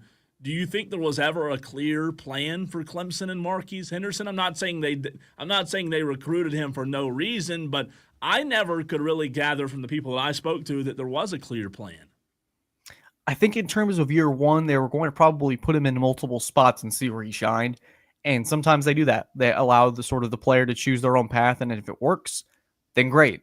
And if it doesn't, they've got a plan B, C, and D to go with that. And I think one of the examples that I can pull off the top of my head is Ronan Hannafin, who wanted to play wide receiver when he came over here for Clemson. Ultimately didn't really work out. We've seen him make some strides at safety under Tom Allen's defense. And so there are, I think, specific plans for those types of players who you consider as athletes coming onto campus could provide special play, special types of energy in different spots. And so you try to see where it fits and where it doesn't. And ultimately, we never really got to see that come to fruition with Henderson. But this isn't just one of those off-case players where there was really, and the way you've sort of framed it, I think was perfect, that not they didn't have a plan, but I think they were going to try multiple things if he had made it to fall camp. Grayson, I know you said you can't give a ton of details about this, but do you believe that a position change was part of the catalyst, or is this a completely separate issue? You know, was he maybe unhappy about being asked to have a position change, or again, something separate? I think these were entirely off the field issues. I don't think it was anything that pertained to any potential switches or any plans. As far as my understanding is, it wasn't anything to do with the football field stuff. It was a lot of off the field issues that circulated around this dismissal. Yeah, and look, you mentioned, Grayson, that you can't. You know, none of us are going to sit here and say what we've heard, because that's not fair, you know, to anybody. But if you do read message boards like a lot of the fans have, it's not a good look at all. It's you know, not saying the things that are on message boards are true, because that's not always the case by any stretch of the imagination. In your mind, how much leeway do you feel like Dabo gives players when it comes to off of the field issues? And I know, you know, from reports and rumors and stuff that's floating around that there's a difference between issues and really bad issues, right? And again, not trying to point to anything that Marquise did or didn't do, but how much, in your mind, how much leeway does Dabo typically give guys? I think if there's anybody in the country, whether you're bringing in someone that may have, and I think there's an issue, but there's a difference between issues and there's a difference between problems. And when it comes to Henderson, I think with that, and I'm not trying to speak for anybody on the staff in terms of this situation, because it's very delicate. And I'd remind anyone that's circulating the message boards that this stuff is very delicate in this type of situation. So I'm not one to speak on Dabo's leash per se, but I think if I were to make a bet on someone in the country that's run the program the way he has and the type of player and person he's looking for, I think that you've probably seen a lot of examples, and I bet players now that have gone past the program that, yeah, everyone's young, everyone's stupid, everyone makes some poor decisions from time to time. I view Sweeney as one who thinks everyone deserves a second chance, and I think that's a great lesson, and just in general, that everyone makes mistakes. They're prone to be able to repent for that. And so in Henderson's case, obviously didn't work out, and sometimes some mistakes are just tough to come back from in Sweeney's eyes. And in this situation, it was just too much for this program to deal with. So I do believe Sweeney gives a lot of leeway, but that's just my personal guess on the type of person that he is, not trying to speak on him or any of the staff's duties in that sense in general. But ultimately, a very, again, delicate situation to touch on, kind of difficult to beat around the bush or poke an area. It's almost like talking about a movie that you're trying not to spoil. Sometimes it's just too difficult not to talk about. In that kind of sense. Well, now Grayson, as we're talking to Grayson Mann of TigerNet.com, they're looking at the recruiting rankings and who Clemson already has commitments from. There's no running backs currently listed as commitments for this team. Is it a foregone conclusion now? Were they already planning on taking a running back this year? And is it a foregone conclusion that they have to get one this year now to keep that room fully stocked? I'm always of the belief, Diesel, that in this new era with college football where you could be playing up to 16, 17, 18 games, depth at every position, regardless of where you're chasing it, is incredibly important. And so when it comes to this running back room, obviously I think a lot of people are going to look at Gideon Davidson as the centerpiece for the next few years, but that centerpiece could get hurt in fall camp. It could get hurt against a routine play. Look at Jay Haynes in the ACC championship, a routine kickoff return. You tear your ACL, or the guy's jersey at the back of this room, routine dive for the ball, tears his Achilles. Things happen. And so I think right now Clemson's targeting Jay Lamar, running back out of Colquitt County in Georgia, but there are suitors, Miami and Georgia, just to name a few, There are a couple of targets that I'm monitoring. My expectation is Clemson's going to try to take at least one running back just to bring somebody in, regardless of who it could be, just so you have some extra numbers. And we've seen those national championship teams, numbers are important. And sometimes those second and third stringers end up being your heroes. And so in this case, I think especially in a position that's so volatile and running backs deteriorate, I think, quicker than almost any position just due to the nature of it. And I think in that case, you're going to need numbers. Grayson, football season hasn't even started yet, but you know how the media, you know what we do in the media, we talk about what's next, right, before the season even starts. We know that Clemson's Cade Klubnik will probably be a top pick in the NFL draft in 2026. You had some tweets and some info from the Elite 11 about Tate Reynolds, a guy that a lot of people are excited about as he makes his way onto Clemson's quarterback or onto Clemson's campus as potentially the next Clemson quarterback. Timeline-wise, how does Grayson, man of TigerNet, view Tate Reynolds and what he could be at Clemson? I think the more eyes that get on him, the more that are blown away by his physical traits. Mm-hmm. And I think one person, quote, said he was a grown freaking man out there compared to the rest of the high school group. And for Tate, looking at his sophomore huddle film, or whatever you want to call it, the game tape, the huddle. Yeah. When I looked at his sophomore tape compared to the junior season tape, and keep in mind, he's only been playing quarterback for a few years now. So the word project is fair to put here because of the physical intangible, the potential that you're sort of trying to project out here. I think that when he arrives on campus, he's not going to be ready to take over an offense quite like a Trevor Lawrence was 3 weeks into the season. Essentially, you saw him throw a couple passes against Furman, and you knew this was different. And so I think for Reynolds, it's going to be nice for him to have Garrett Riley there to be able to sort of mentor him. It's kind of that bridge year where Vizina is going to get a chance to shine. But I do think Reynolds could shock people and potentially down the road, maybe it's an October, November game where you have to throw him in. He's got the traits to be an elite college football quarterback. I think it's just a matter of honing some of the footwork, some of the release and the timing that I think in high school tape, you sort of view and you go, oh, that could get picked off, or if that wasn't a little early, X, Y, Z happens. But I think in terms of Reynolds' projection and what folks are seeing now versus just what Clemson and Arizona folks, where he's based in high school, think, oh, yeah, this kid's going to be special. I think there's more of a national perception that's catching on. I think that's good for Clemson, and I think fans should be really excited. He's a unique prospect, and I'm talking to him tonight. I think I'm excited to hear from him on where he felt he stood after an Elite 11 performance. Grayson, I'm going to ask you two questions kind of folded into one here. Number one, do you see any extra pressure on Garrett Riley this year? Year number 3, he's got a returning quarterback, one of the best quarterbacks in the country, Heisman, favorite. Also a fantastic wide receiver room. Running back situation is going to be, a little wait and see, but there's a lot of promise there. So do you see any extra pressure on Garrett to really emerge this year on the national stage? And at the same time, what does your heart tell you and your head tell you about Garrett and his possibility of sticking around Clemson for a few years to come? Is this a place that he wants to be long term, or is he, like a lot of coaches, just sitting around waiting for that big phone call? That's an interesting question. I think it's the way to frame it is how we see Clemson at the end of the year. And that could be a 10-2 team that's sneaking into the playoffs, or I think by many projections, a team that's going to find a suitable and comfortable spot in the playoffs.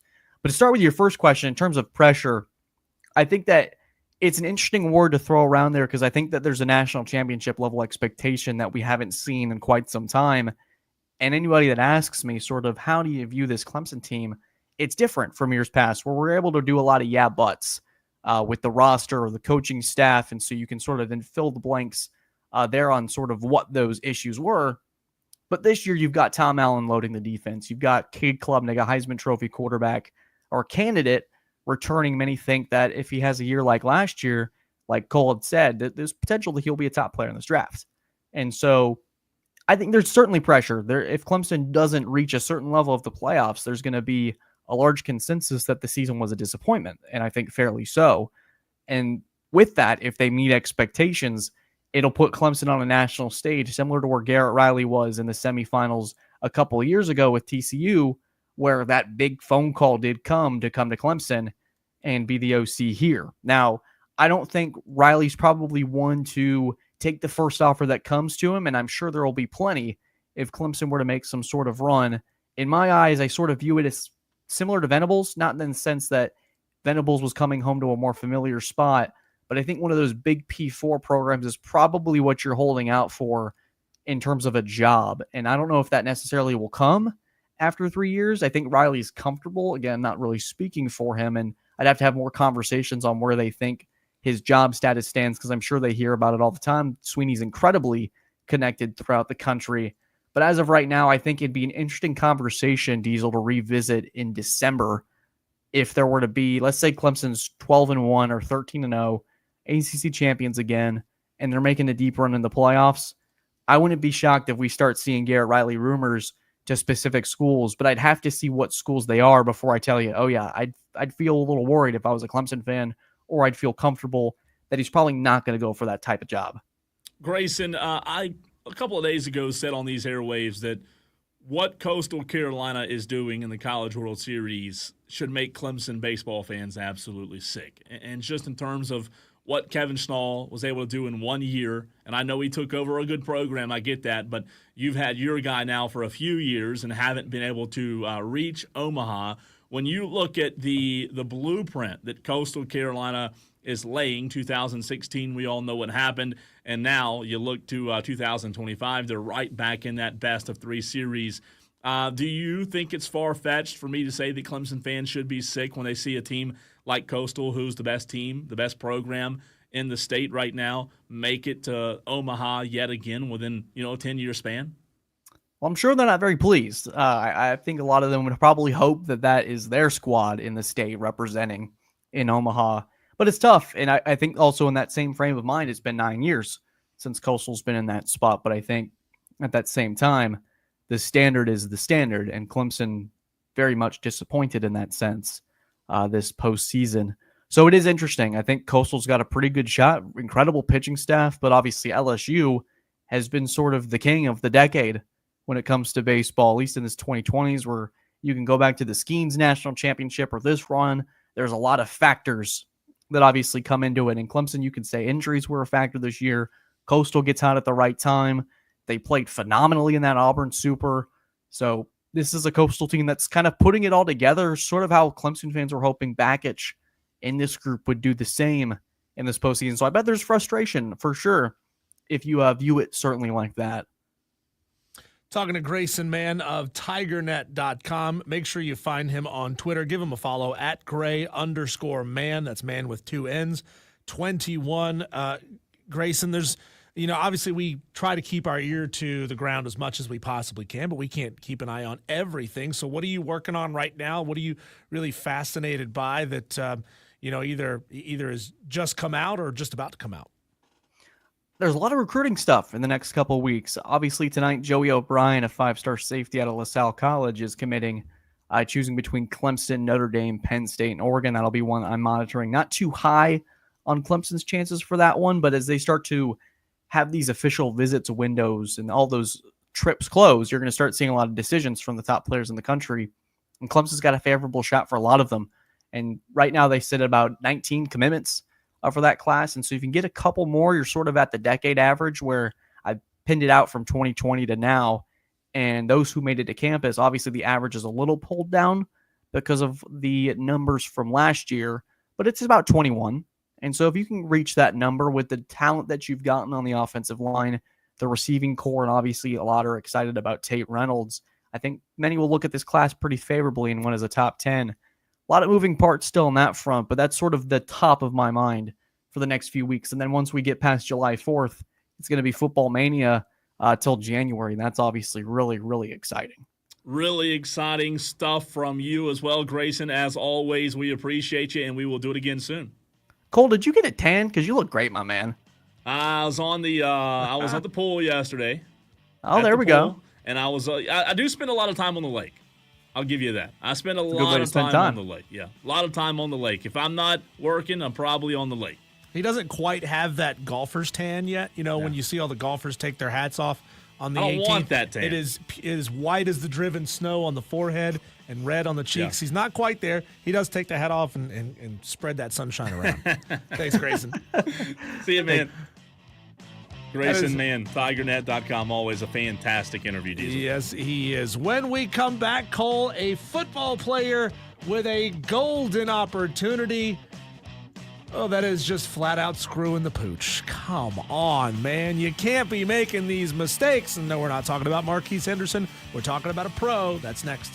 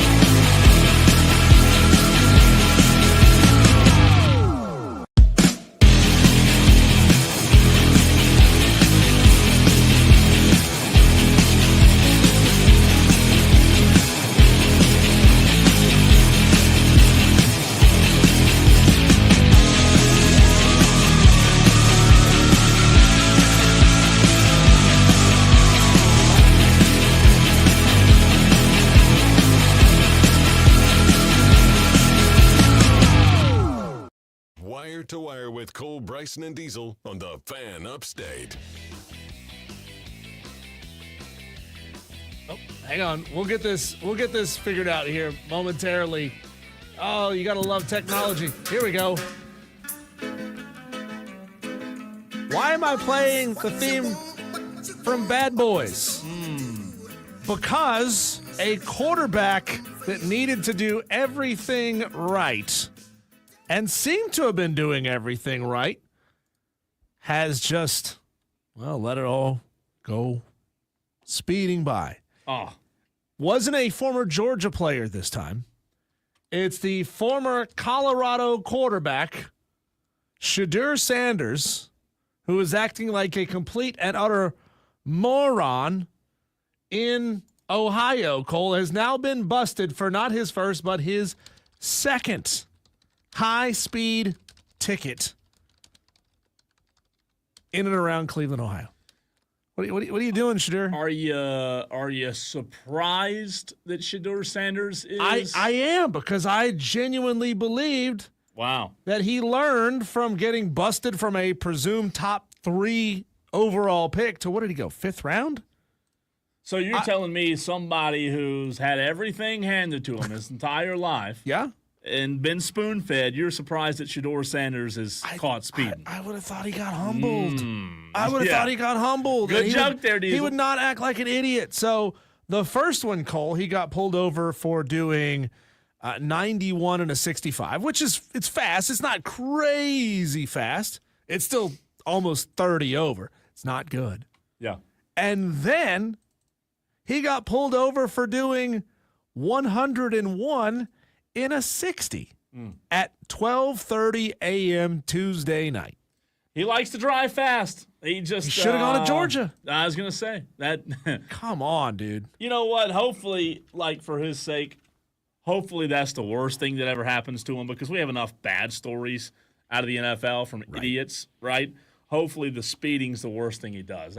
Maybe he'll learn to slow down. Maybe he won't. I mean, maybe he's just going to be the guy, the fastest quarterback on the roads. Maybe all of this not contrition, but maybe all of this humbleness was all an act. Maybe it wasn't real. Maybe he's still the same guy that he was prior to the draft. Maybe the guy that had his own special custom booth built so that he could have his branding everywhere around him, no matter where the camera was. Maybe he's still just that guy, and we all bought it. Maybe it's our fault. Yeah, maybe so. Maybe it's your fault. Doesn't surprise me. Shedeur Sanders might not be the best quarterback, but he might be the fastest on the highway. Audio time, Diesel. So much audio to get to from the world of sports. We'll do it next.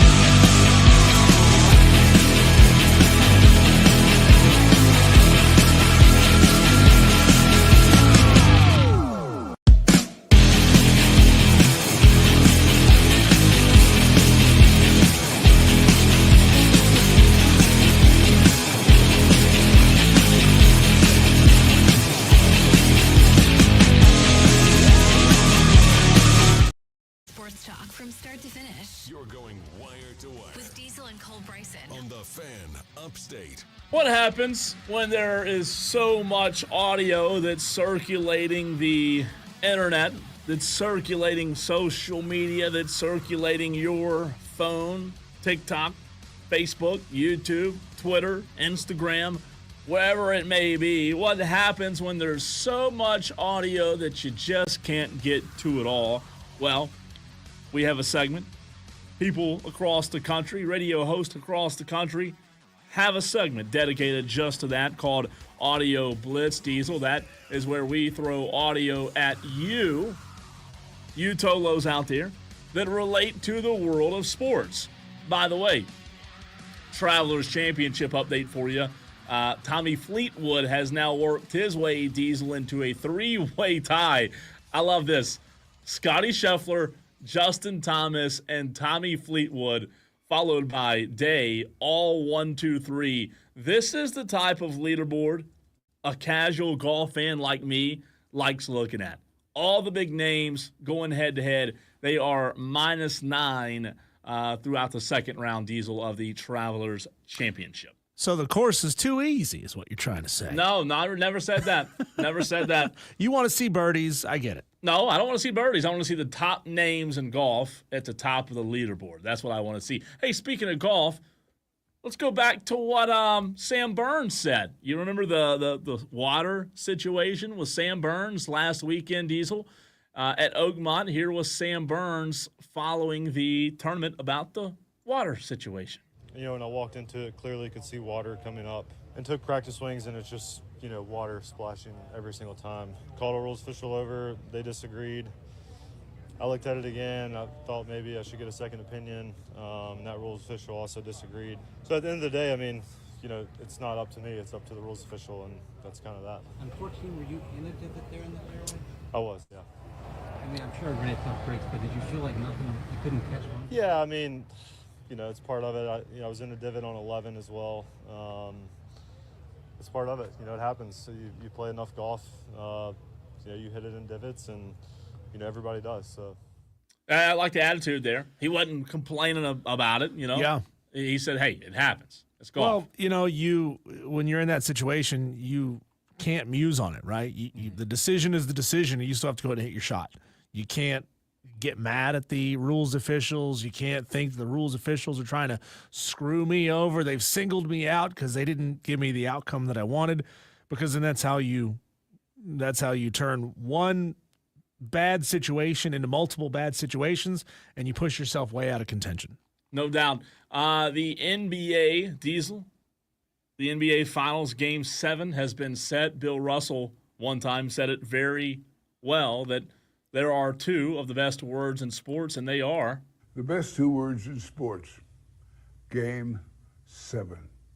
So we are getting a Game 7 between Indiana and Oklahoma City on Sunday night, 8:30 p.m. Oklahoma City. They're going to have to do a little soul searching after what happened last night, Diesel, where Indiana kind of ripped their hearts right out of them in a game that wasn't really close.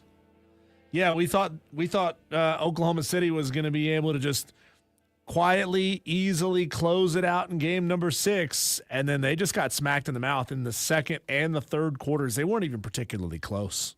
No, it wasn't. Again, Oklahoma City fought back in the fourth. The game was already over. The game was already over at that point. Dan B on the YouTube stream says, "Oh, look, the Slackers are back at work." We are back at work, Dan. Where have you been all day, huh? Oh, look, the Slackers back in the stream 2 hours late, huh? How about that? Yeah, well, you know, I've talked to Dan B about his work schedule before, and Dan's told me that he works as little as possible and takes the jobs that he wants. If that's not a slacker mentality, I don't know what is. You know, he picks the cool ones, right? He's like, you know what? I'm going to fly the LSU football team to Columbia because I want to. I don't want to ferry a bunch of drunk people or soon-to-be drunk people down to Florida. I want to fly a sports team around. Not bad. Not bad. Can you think, Diesel, of a more devastating way for your season to end? I don't know if you can. If you thought of one, than what happened to Arkansas on Wednesday night. If you did not see it, here is how it sounded. And 0 for 3. Doesn't have that hit yet. This time he beats it into the ground. Aloy will go to third, and he gets the out. Did they have a chance to get 2? He went to third to get the lead runner, foregoed any chance of a double play. Yes, they had a chance to get 2.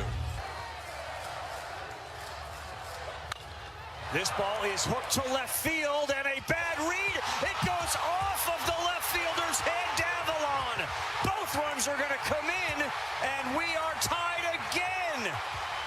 Oh, my goodness. He slipped, and it looked like it went right off of his body.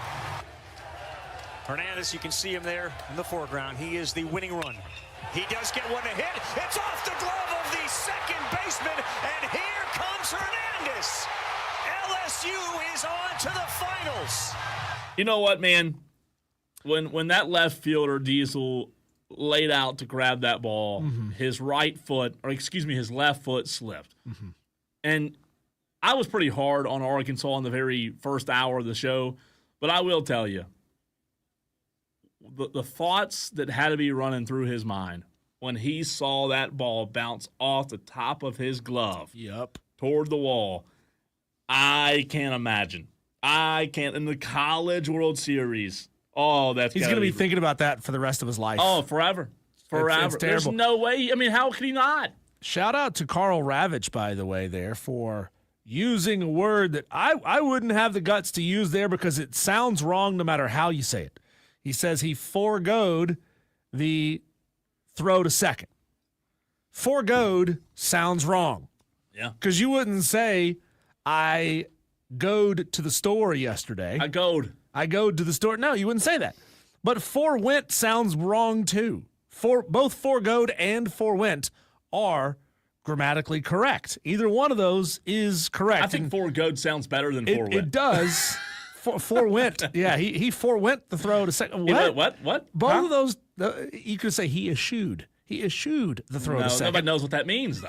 That's the problem. But if you sounds say worse. big words all the time, nobody knows what they mean. Foregoed. It's 5 letters. Eschewed is 5 letters. Nobody knows what it means, though. It means foregoed. But we didn't know that. We're watching the College World Series. Context clues, buddy. You got to pick up the context clues.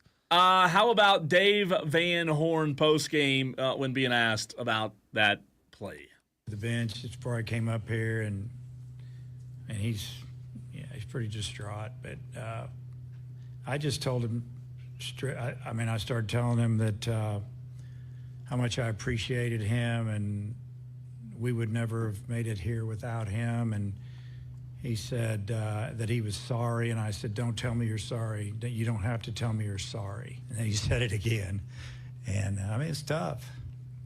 That kid doesn't have to be sorry for anything. He was our glue, man. He held it together. I don't know if I agree with that. You didn't have to be not in sorry that for moment. anything. Not in that. I mean, Coach, yes, he does have to be sorry. He cost you the game.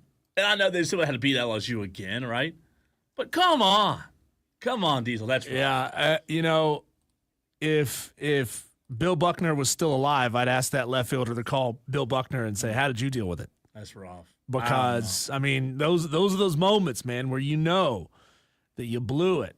You almost have to think like you just completely unplug from sports. Yeah. And never think sports again. I mean, you got to think about if I'm his coach, I am compiling every great play and game-winning moment he's had for me and my team. Like, without you, we wouldn't have done this. Without you, this wouldn't have happened, right? Like, we wouldn't have been in this position without you in this, and this instance. So you are critical to the success of this team. But you also blew it. I mean, I'm just trying to make the young man feel better. Come on. I'm just saying. You were critical, but you also blew it. Dewey says no more days off for y'all. That's what he said? Yeah. Dewey, what do we have to What are we, report to robots? you and JD now? I mean, come on. I like that. And Dan. How about, that's true. How about Coastal Carolina being asked today, Diesel? This was good stuff. Look, they set him up. The reporter set him up in a bad spot. I have no issue with this. But asked about what they thought about LSU and what they liked about LSU, this was a strange question. What do you admire just as student athletes and fans of baseball? What do you like about the Tigers? First of all, can we just put – I don't like that question. Why are you asking that? Nothing. We don't like anything about them. We want to beat their faces in. Why what are you talking about? Ask, what do you like? I mean, that's just clickbait right there, right? Yeah. What do you admire just as student athletes and fans of baseball? What do you like about the Tigers?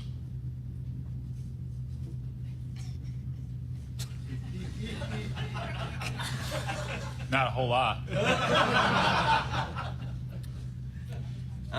Yeah, I mean, we're not really worried about the Tigers. We're more of just a self-oriented team. Like, we're just focused on our team and our team only. Well, that's why he asked the question, right? So we could get the clickbait answer. Yeah. We're not worried about the Tigers. I mean, SEC fans are loving it, by the way. I'm all for the people who get asked those idiot questions to fire back and be like, why would you ask me that question? You don't answer it like that. They're like, nothing. We don't like anything about them. Yeah. We don't like the What a color of dumb their jerseys. We don't like their haircuts. We don't like their stupid Viper sunglasses. We don't like their flat-brimmed hats.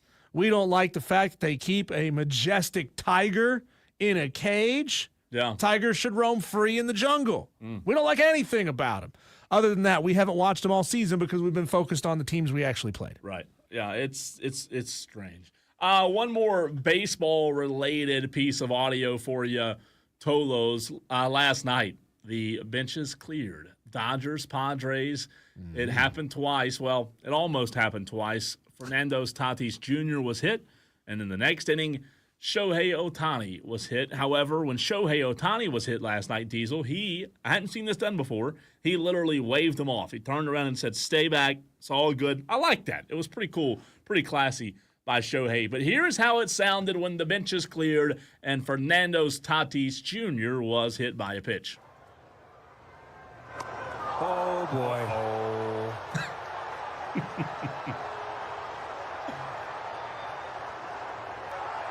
And now the bench is clear. Uh-oh. Going out there. But at some point, he directs his attention to Dave. And there's the bump. It was Dave first, and you can see Espo kind of get back in there. And now he's just trying to keep Mike off of Dave. It got pretty heated. Well, all the way back to the screen. We'll talk later, Dave Roberts is saying. Yeah. And that's not talking. That means in the hall. We'll see one another in a hall. Yeah, he's not afraid, Doc. I had not seen Dave Roberts that upset, I don't know, ever. Like, he was livid, and you love seeing a good brawl. Doesn't all professionalism from a broadcaster go out the window when a fight happens? You know, they're all buttoned up and, talking like they're supposed to talk, oh boy. I mean, you just gotta love it. I would have Daniel LaRusso's gonna fight in my back pocket every time I saw a dugout clearing brawl. Here we go. Daniel LaRusso's gonna fight. I love it. I absolutely do. To the NBA we go. These next few pieces of audio. It is a one-game series now, says Tyrese Halliburton. It's about the margins. Like, it's about taking care of the ball and rebounding. Those are the most important things. You got to control the controllables and let the cards fall where they may. It's a one-game series now, and, man, we believe. We got a lot of faith in this group. So take care of our bodies, get ready, and Game 7 NBA Finals, what more can you ask for? Nothing else. By the way, Diesel, as of right now, Game 7 in Oklahoma City, the Thunder are favored by, have you looked yet? I have not. Okay, guess the spread. Oklahoma City's favored. I'll give you that hint. Shocker. Yep. They are favored by how many, if you had to give it your best guess? 7.5? 6.5. Very All close. Right. Very, very close. So not far off. Rick Carlisle of the Pacers, he was asked about it when it comes down to one game after last night's game. One game. I mean, this is what it's all about. I mean, this is what you dream about growing up, this kind of opportunity. It's a very difficult place to play. We know that. But, This is the opportunity to play in a game like this is a great honor and a great privilege. One game, he says. Do you think, Diesel, Game 7 Sunday night, literally Sunday night you'll have, let's see, let me ask you the question first, and then we can think about what's competing. Sunday night you'll have, or the question is, do you think the NBA Game 7 will break 10 million? It hadn't broke 10 million yet. It's been close. I think it does. You think so? Yeah, this is the best, right? This is the best possible outcome, best possible situation. And it was close, right? It was close, 9.1. I think, it was 9 point something. Okay, so they need less than 1 million people to say, all right, I got nothing to do on a Sunday but watch the NBA Finals Game 7. Just the greatest words you could put together. LSU Coastal starts at 2:30 Sunday. That game will be over. You'll have what? Major League Baseball? And that's it? And maybe golf will be wrapped up by 8:30. I mean, the Travelers Championship will be wrapped up by then. So a lot of crossover between the NBA and golf fans? Maybe 3. So they need everyone they can get, to right, be honest. They'll take them. Tiger might want. I don't know. But the Travelers will be wrapped up. LSU Coastal will be done. You'll have that'll pretty much be, other than Sunday Night Baseball, right? And who's Sunday Night Baseball this week, by the way? Let me look and see. Mets, Phillies. Good game, good series. If you're a Braves fan, you need to watch because you need to know who you need to. Yeah. So we'll see. I think it could be interesting. Here's what on the other side, SGA of the Thunder had to say after last night. It's one game for everything you ever dreamed of. If you win it, you get everything. If you lose it, you get nothing. And it's that simple. Kind of puts it into harsh reality there, right? We've Yeah. worked all this, and Nobody cares who came in second. No, they don't. They sure don't. And one more from Tyrese Halliburton on this being the absolute pinnacle of the sport. I think you got to take the good with the good, the bad with the bad. Right now, for the next 2 days, everybody's going to be talking about how good we looked, how well we played, how much pressure's on OKC. That's going to be the narrative. And we got to do a good job of staying away from that stuff. I think that can be poison. And if we do a good job of just kind of staying within ourselves in the locker room, I think that's very important, for us in these next couple days. We did some really good things tonight that we can, build off of. But you gotta understand, it's Game 7. There's no such thing as like a pretty Game 7. They're usually ugly, bloodbaths. Figure it out, and that's what it's about. We gotta go in and just figure it out. These guys are gonna play hard. They make shots at a higher clip on the, at home. Their crowd is amazing. So I'm excited, man. This is why we do what we do. This is the peak, the pinnacle of our sport, and to do that with these guys in this locker room, I'm so excited about it. Can we just not have a blowout? Can it at least be a close Tight game. Yes. 8 points or less. Yeah. Decide it by 8 points or less. Let it be a 2-possession game under 2 minutes to play. I'm with you on Can we get that? I think that's not, I don't think that's too much to ask. When we come back, speaking of asking, we're going to be asking questions of the man who is on location in Omaha, Chris Phillips of SEC Unfiltered. I'm sure he's going to be a little biased towards LSU as the SEC reporter, but I know that he has a lot of love and respect for Coastal Carolina as well. We'll get into this championship series with Chris Phillips next. The best 2 words in sports. Game 7.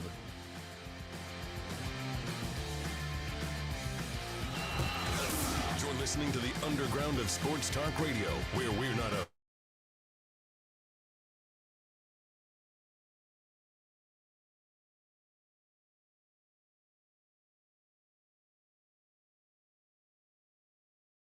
in my hands. Well, guess what, Tolos?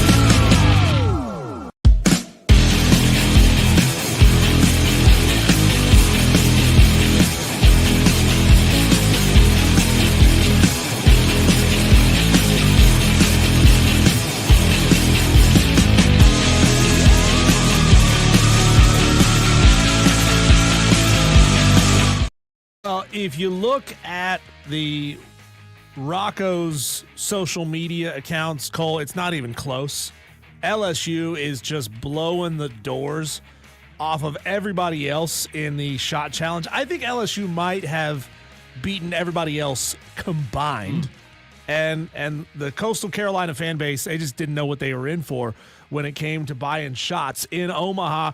We go right to Omaha. Chris Phillips of SEC Unfiltered, who is there in Omaha, cruising the streets in a sweet Jeep Wrangler YJ, the old school one with the square headlights. I just want to know from you, Chris, was that Jeep a stick, and can Chris Phillips drive a manual transmission? Hey, guys, first things first, it's a pleasure to join you from Omaha. We've had a great time thus far. That Jeep, actually, funny enough, is not a stick. It is a special, like, custom-made job, obviously, and it is an automatic. So I can drive a stick shift, though. I did at one point, had an old box truck that was a stick shift. I haven't drove one in quite some time, so I'd probably stall out a time or two, but it's like riding a bike. You never forget. So I could drive one if it was, but yeah, it's been a big party out here at the College World Series, and certainly we're happy that we've got an SEC team in the finals, and obviously it being LSU, you know, it's been a rowdy time at Rocco's and everywhere else for that matter. Chris, how would your coverage and viewpoint changed if you were not to have had an SEC team in the finals? Honestly, I wouldn't be here. Gotcha. I mean, that's just, you know, listen, we're SEC Unfiltered, so I love college baseball, don't get me wrong, but yeah, I mean, had UCLA or Murray State come out of that side of the bracket, we would have done similar to the other teams and fan bases and packed our bags and hit the beach early. So, I mean, it's just, you know, kind of is what it is. But we're happy. I felt really good we were going to be here. Obviously, our reservations were through the end of the tournament. It felt really good, especially when the bracket came out, that LSU or Arkansas would advance. And, you know, I think it was pretty evident early on when those two teams took the field. It was going to be one of those two, right? So, but, yeah, I mean, to be transparent, Cole, I'm glad I don't have to answer that question because I don't think I would be here right now. Chris, you know, in the first hour of the show today, I tried to justify the decision from the Arkansas shortstop to get the forced out at third there with only one out at the time. He did move a step or two to his right. The runner on first got a good break, and the batter was a speedy guy. So turning two was not guaranteed there. Am I just completely dead wrong just simply based on what happened after the fact, or can you also, as a baseball mind, justify that decision? I mean, I think I understand why he made the decision, but I don't think it was the right decision, especially when you look at the situation. I think, honestly, guys, I think he forgot what the situation was. Like, I won't be surprised or wouldn't be surprised if he maybe thought they were only up one instead of two, because you think about that situation. If you're up one, you know, getting the lead runner, I think, makes a little bit more sense from that standpoint, because you want to get that lead runner. You want to make sure that run doesn't score. But the problem is you're up two. I mean, that guy going to third means nothing, essentially.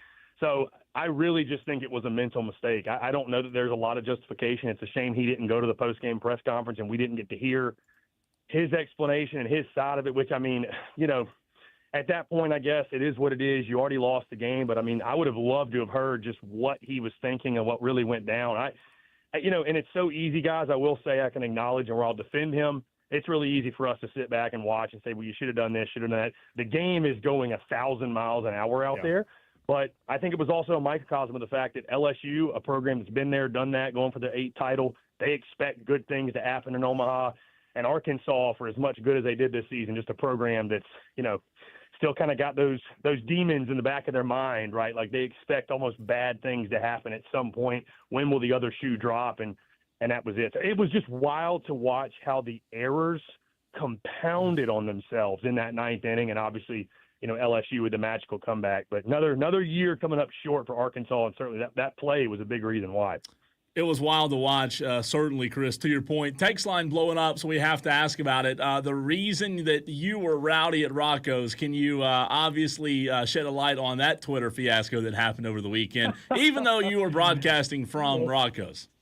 Yeah, so it's, you know, it's funny. I woke up. We were at Rocco's that Friday night till about 11 o'clock, left out, went to one of the tailgates we had been hanging out at, and went home, called it a night, you know, whatever, and we wake up Saturday morning, and I see the tweet from Rocco's, and I'm thinking to myself, You know, it's interesting. I wonder how long before certain folks on social media try to make this about me. Like, I wonder if that'll happen. And sure enough, what ensued was one of the crazier days. I mean, social media, I've been doing this for quite a while. I've seen a lot. I've endured a lot.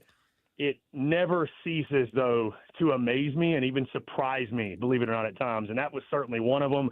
It was funny because, guys, we had a live show at Rocco's on Monday, like you mentioned. So to clear the air, for, by the way, those that are waiting for me to address it, none of what was claimed was true. We were not at Rocco's when the fight went down. I was involved in no way. I've had nothing but great interactions, by the way, with, believe it or not, Coastal folks, obviously the SEC fan bases, the others. So completely untrue, was not even there. And funny enough, guys, even I get to Rocco's on Monday, and I'm laughing about it with the owner and the GM because we're all standing there talking. We're like, I think the only ones that didn't know that I got in the fight there or didn't know that I was banned from there was all of us. So funny enough, we had that show Monday at Rocco's. We had a good time. Obviously, I went back that Saturday just to kind of show face and have some fun with social media. Like, hey, we're back. I guess they didn't get the memo, and I didn't get the memo that we were banned for life. So it was, I don't know, man. It just, that type of stuff has always kind of seemed to find me in my career. And, I mean, listen, my following only gained on Saturday. It only grew. So I guess it's a good thing in some weird way. But yeah, I would not have made that prediction before the College World Series started. That's for sure. Well, you know as well as I do, Chris, that none of the people who hear this will believe you. Right? They will all say, "No, it actually happened," and despite what he's saying, it went down. I tell you this, everybody out there, you should see the other guy. You think that's right. There you go. He was huge, and I put him on his butt. Feed into it. Yeah, exactly. Cole, Chris, you and I both know that Coastal Carolina has just an insane pitching staff. Morrison, Eichhoff, Flukie. Their starting rotation is really, really good. So how do you expect that this LSU team that slumped in the middle of the season has had a phenomenal comeback since will handle that kind of a pitching staff? I mean, I'm sure they've been facing great pitchers all season long, but this staff is really good. Yeah, they are really good. I mean, I think they're one of the best in college baseball. I will say I think you make a good point from the standpoint of, I mean, if there's anything that's going to test you and get you ready, granted, it didn't help Auburn, obviously, but if there's anything that's going to test you and help you get you ready to face aces like this, I mean, it's going through the SEC gauntlet and an SEC schedule like LSU obviously did. And people can roll their eyes, but, I mean, you go look at the competition on a weekend in, weekend out basis, you are seeing the very best of the best. I mean, guys, you think about it. LSU's hitters, who do they face off against in practice? Cade Anderson and Anthony Ianson. So you're going to see very few that are better than them. But certainly, like you mentioned, that three-headed monster from Coastal Carolina. I mean, Morrison's just been incredible. 12-0 on the season, a whip under 1, which is absolutely insane. Flukie and Eichhoff, the other guys, and they're going with Flukie in game 1. I would expect LSU to counter with Cade Anderson in game 1 and Ianson in game 2. But, yeah, I think for the LSU lineup, I mean, listen, they've got pop in the lineup, don't get me wrong, but it is a gap-to-gap team. It's a team that likes to hit a lot of doubles and situational, and they've got some speed. So, I think when you're facing off against guys like this, it's putting something in the bucket, right? Even if you go 0 for 4, where you're able to get the sack bunt down, where you're able to hit the ball to the right side when a guy's on second, get him to third. Like, do you have productive outs? Are you always doing something productive and putting something in the bucket? Because, guys, these games are probably going to come down to a 3-2, 4-3 kind of score. And, you never know what might happen, but that's probably what it's going to be. And also, can LSU grind out at bats to try to get to that Coastal Carolina bullpen, which is still very good, but maybe a little bit more susceptible than the starting rotation has been, at least of late. So it's going to be an all-out battle. I mean, the pitching matchups are going to be pure cinema, and, yeah, I can't wait to watch it play out. Because Coastal, listen, for all the fun we've had on social media over the last few weeks, this is a real club. You don't win 27 in a row on accident, and you don't get to this point certainly on accident. So it's going to be an all-out war, especially with those pitching staffs going toe-to-toe. So speaking of the, strategery, this being the last series of the season, this is it.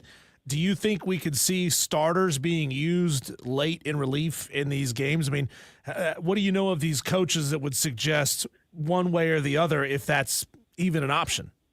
I think absolutely. I mean, I think we've seen both sides do it, right? I believe, if I recall correctly, I don't know if it was in the College World Series or Supers, but I know Flukie did pitch in relief at one point. And, I mean, heck, we saw Anthony Ianson come in, guys, like 2 days after a start and close out the final game against Little Rock in their regional. So, I don't think when you're in a College World Series final and it's all on the line. And you heard Morrison from Coastal Carolina actually say it in the presser today. He said, hey, if they need me to throw 150 pitches, I'll do it. I mean, it's just you just do what you got to do at this point. There's, that pitch count stuff and all of that's kind of out the window. But, both of these coaches are really strategic. I think what Jay Johnson for LSU has done a really good job of, I think one of the things that makes him one of the best coaches in the country, he's got a really good mix of a feel of the analytical side of things. Like he's going to play into the matchups, he's going to play into the numbers, but he's also got a baseball feel. And I think you have to have both, right? Because you can't lean on numbers for every decision you make, and you can't lean on just pure gut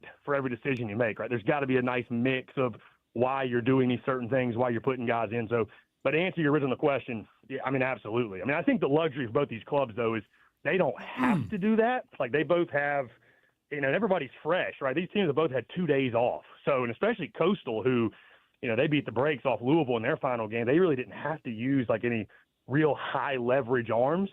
And for LSU, I mean, again, I think the biggest thing for them was winning Wednesday, not having to go to Thursday. I think they would have probably started Anthony Ianson there, and that would have made them shuffle and have a lot more questions in their pitching plan for the weekend. But, I mean, guys, I think both sides are fresh. Both sides are probably everybody's ready to go, all hands on deck. And so I don't even know if you have to go that route, like bringing an Ianson in the close or for them bringing another starter. So that's another thing that makes it so intriguing. I think we're going to get the best version of both these teams. And, I mean, certainly strategy, the chess match between Johnson and Schnall is going to be fascinating. Chris Phillips, SEC Unfiltered, joining us on the Fan Upstate to ask you a little bit of a homer-led question, Chris. LSU will win this series, and Coastal Carolina doesn't have what it takes because – I think simply put, Cade Anderson and Anthony Ianson is the best 1-2 punch in college baseball. And I just think they will outduel the other side. I mean, I really think that's what it comes down to. And LSU is my pick, obviously. And, guys, I got to be honest. I do love to always say, and 99.9% of the time I mean it, that a pick isn't personal. This is a little personal after the last couple of weeks. It's personal for LSU. It's personal for the SEC after being called overrated all postseason. So, but I think the difference, and I think both sides will pitch well, but guys, if Coastal does win it, and they're a very, very good team, they got a great coach, the pitching staff's phenomenal. 1 through 9, they're really solid. Caden Bodine's the best catcher in college baseball for my money's worth. If they do beat them, I'll tip my cap. But till I see it, Cade Anderson, Anthony Ianson, 1-2. I don't know that Coastal's seen anything like that. I really don't. Those guys, I mean, Cade Anderson's probably going to go 1-1 in the draft, and Anthony Ianson, good chance he's right behind him in the top 10 as a first-round pick. So I think that'll be the difference. I think those two guys, if we get to a game 3, I mean, who knows? I think LSU will still have enough to win it, but at that point it's truly a coin flip. But I think the difference is going to be that 1-2 punch. Anderson, Ianson, I've been saying it all season long, they're the best 1-2 punch in college baseball, and I think they'll prove that again over the next 2 days. So to that point there, Chris, do we get to a game 3? What does your head tell you? I'm going 2 games. Oof. I think Anderson Ianson shut it down. Again, I think Coastal's a great story. I think for Coastal, I'll say this. I think you desperately need to win that game 1 because I think if Coastal gets punched in the face, and I think Kevin Schnall was an interesting question he was asked today. You haven't lost since April. Like, how do you respond from a loss if you do take one this weekend? And so it's just an interesting dynamic when you haven't had to respond in that long. So if Coastal can win game 1, but I think if they lose game 1, they're behind the 8 ball, and then you're going up against Ianson, I think it's going to be really tough sledding for you in game 2. So I think it's a 2-game series. I'm not saying I'd be surprised with 3, but again, give me Anderson, Ianson to shut it down, and I think the Tigers get their 8th national championship. Chris, what's been the best food that you have consumed in Omaha? Oh, that's a good question. We've had some really good local food. We've been obviously tailgating with the LSU folks, so you know what comes with that, right? We had jambalaya at the tailgate yesterday. We had ribs and pork a couple days ago to go with the theming. I will say this, and free ads for them. We had this lunch spot called Block 16 in downtown Omaha, and they have like this homemade sloppy Joe sandwich thing on like toasted bread of some. I mean, that was one of the best things I've ever eaten. I mean, really, truly, that was phenomenal. So that wins? Listen, I got to go with the jambalaya. Okay. I'll be I'll tell you this. The jambalaya, the boudin sausage, the Louisiana cuisine, that has got to take the tops. But it's that sloppy Joe I mentioned's right behind it. But no, the jambalaya just. Come on, man. There's nothing like the Louisiana Cajun food, man. It's incredible. Chris, looking a couple of years down the road, I've been saying for the last couple of days, it ought to be Clemson baseball's biggest fear that Jeremiah Donati throws a wad of cash at Kevin Schnall. So, a couple of years from now, maybe next year, who knows? But could you see a scenario where Kevin Schnall ends up there in Columbia? I think you'd be crazy to say anything's off the table. And I say this with all due respect to South Carolina, would he want to go? The guy played at Coastal. Like, it's his program now, right? He's been waiting. I met some former players here in Omaha, again, former Coastal players, great dudes, and we were chopping it up and sharing some laughs. But, there were some of them that were mentioned they were getting recruited by Kevin Schnall in 2006. Like, you think about how long he's been there. I don't know and I don't know Kevin Schnall like that, but when you're at one place that long, are you there to kind of elevate your name and standing and then take another job? I don't think you're using that as a stepping stone at that point. You know what I mean? I know it's different. Like, if South Carolina comes calling and they throw the right amount of money, you're at least going to make him stop and think and consider it. But I don't think it's a guarantee. It'd be a great hire. If they could get him, it'd be a great hire. But guys, especially if Coastal wins this College World Series, and I've seen this debate on social media, are they not the best program in the Palmetto State right now? They already are. It doesn't matter what happens. I agree. They already are. They already are. So if they win it this weekend, South Carolina and Clemson have got, and everybody else, some tough conversations to be had, and you really got to look yourself in the mirror and just kind of be honest with where you're at. So I think for Schnall, again, he's been there so long, I think he might be a lifer. But you're right. That SEC money and prestige comes calling. And, I think certainly if you're a Clemson fan, you'd probably be a little nervous because that guy's already proven, obviously, what he's capable of. For sure. Chris Phillips, SEC Unfiltered. Always appreciate you. We'll do it again soon. Yeah, Cole Deezer, all the best. Appreciate y'all. Thanks, Chris. Really good stuff there. SEC. I just muted my mic as I was talking, by the way. First time doing that. You have to wait till you finish talking. You sounded like one of those order boxes at the fast food restaurant. Can you hear me? I'm just trying to get through you. Get that order all the way in, and for some reason they just can't quite understand you. Yes, I'll have it number 5. Yes, that's all I want. Number 5. We also want Daily Wires. We'll have them next.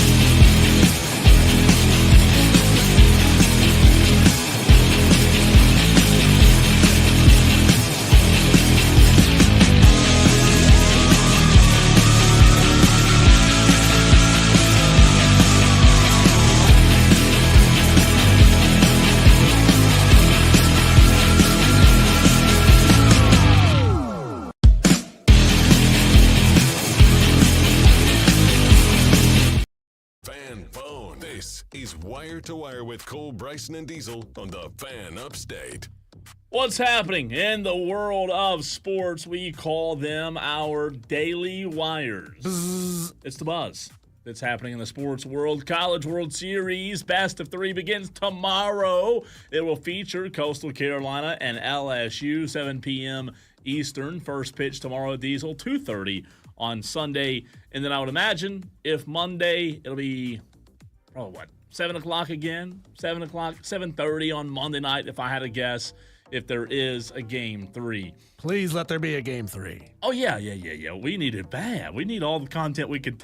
Yes, we need Game 3. After Monday, there ain't nothing. Nothing. But College World Series is over. One more major. There'll be one more major. And that's baseball, and that's it. Mid-season baseball, the All-Star break. That's it. And then making stuff up for the next 3 months about Football, college football. Baby. Shedeur Sanders was pulled over at 12:24 a.m. He was pulled over because he was driving a little too fast. 100 and way too much. A lot too fast. 101 miles an hour. But you know what? I can't say that I haven't drove 101 before either. My Jeep won't. My Jeep, I don't think it will even do 91. So let alone 101. Sometimes you want to know what it feels like. Hey, it's a good thing. I got a slow vehicle for a reason. Yeah, because my last vehicle was a Hemi Charger, and I could go fast in that one. Yeah, I get it. This is the second incident where Shedeur Sanders has pulled over for speeding in Ohio. Indiana Pacers not only starved off elimination, Diesel, they just routed Oklahoma City last night, 108-91, SGA 21, but Obi Toppin, 20 points for Indiana last night, a game that was never really close. Yeah, the Pacers spread it around, had a lot of guys scoring, couldn't slow them down, and were able to get open in space, hit those shots. I mean, everybody was kind of feeling it, and you couldn't key in on anybody. How about those Atlanta or Hotlanta Braves? They beat the Brewers, took 2 of 3. Then, guess what? They took 2 of 3 from the Rockies, and then they swept the New York Mets in a 3-game series. Atlanta still 5 games under 500, 10 games back in the division. Spencer Strider struck out 8 in 6 innings. A long way to go. And what's the old song say, Diesel? A short time to get there. But it is a long season. It is. It is a long season. Yep. So maybe they can do it.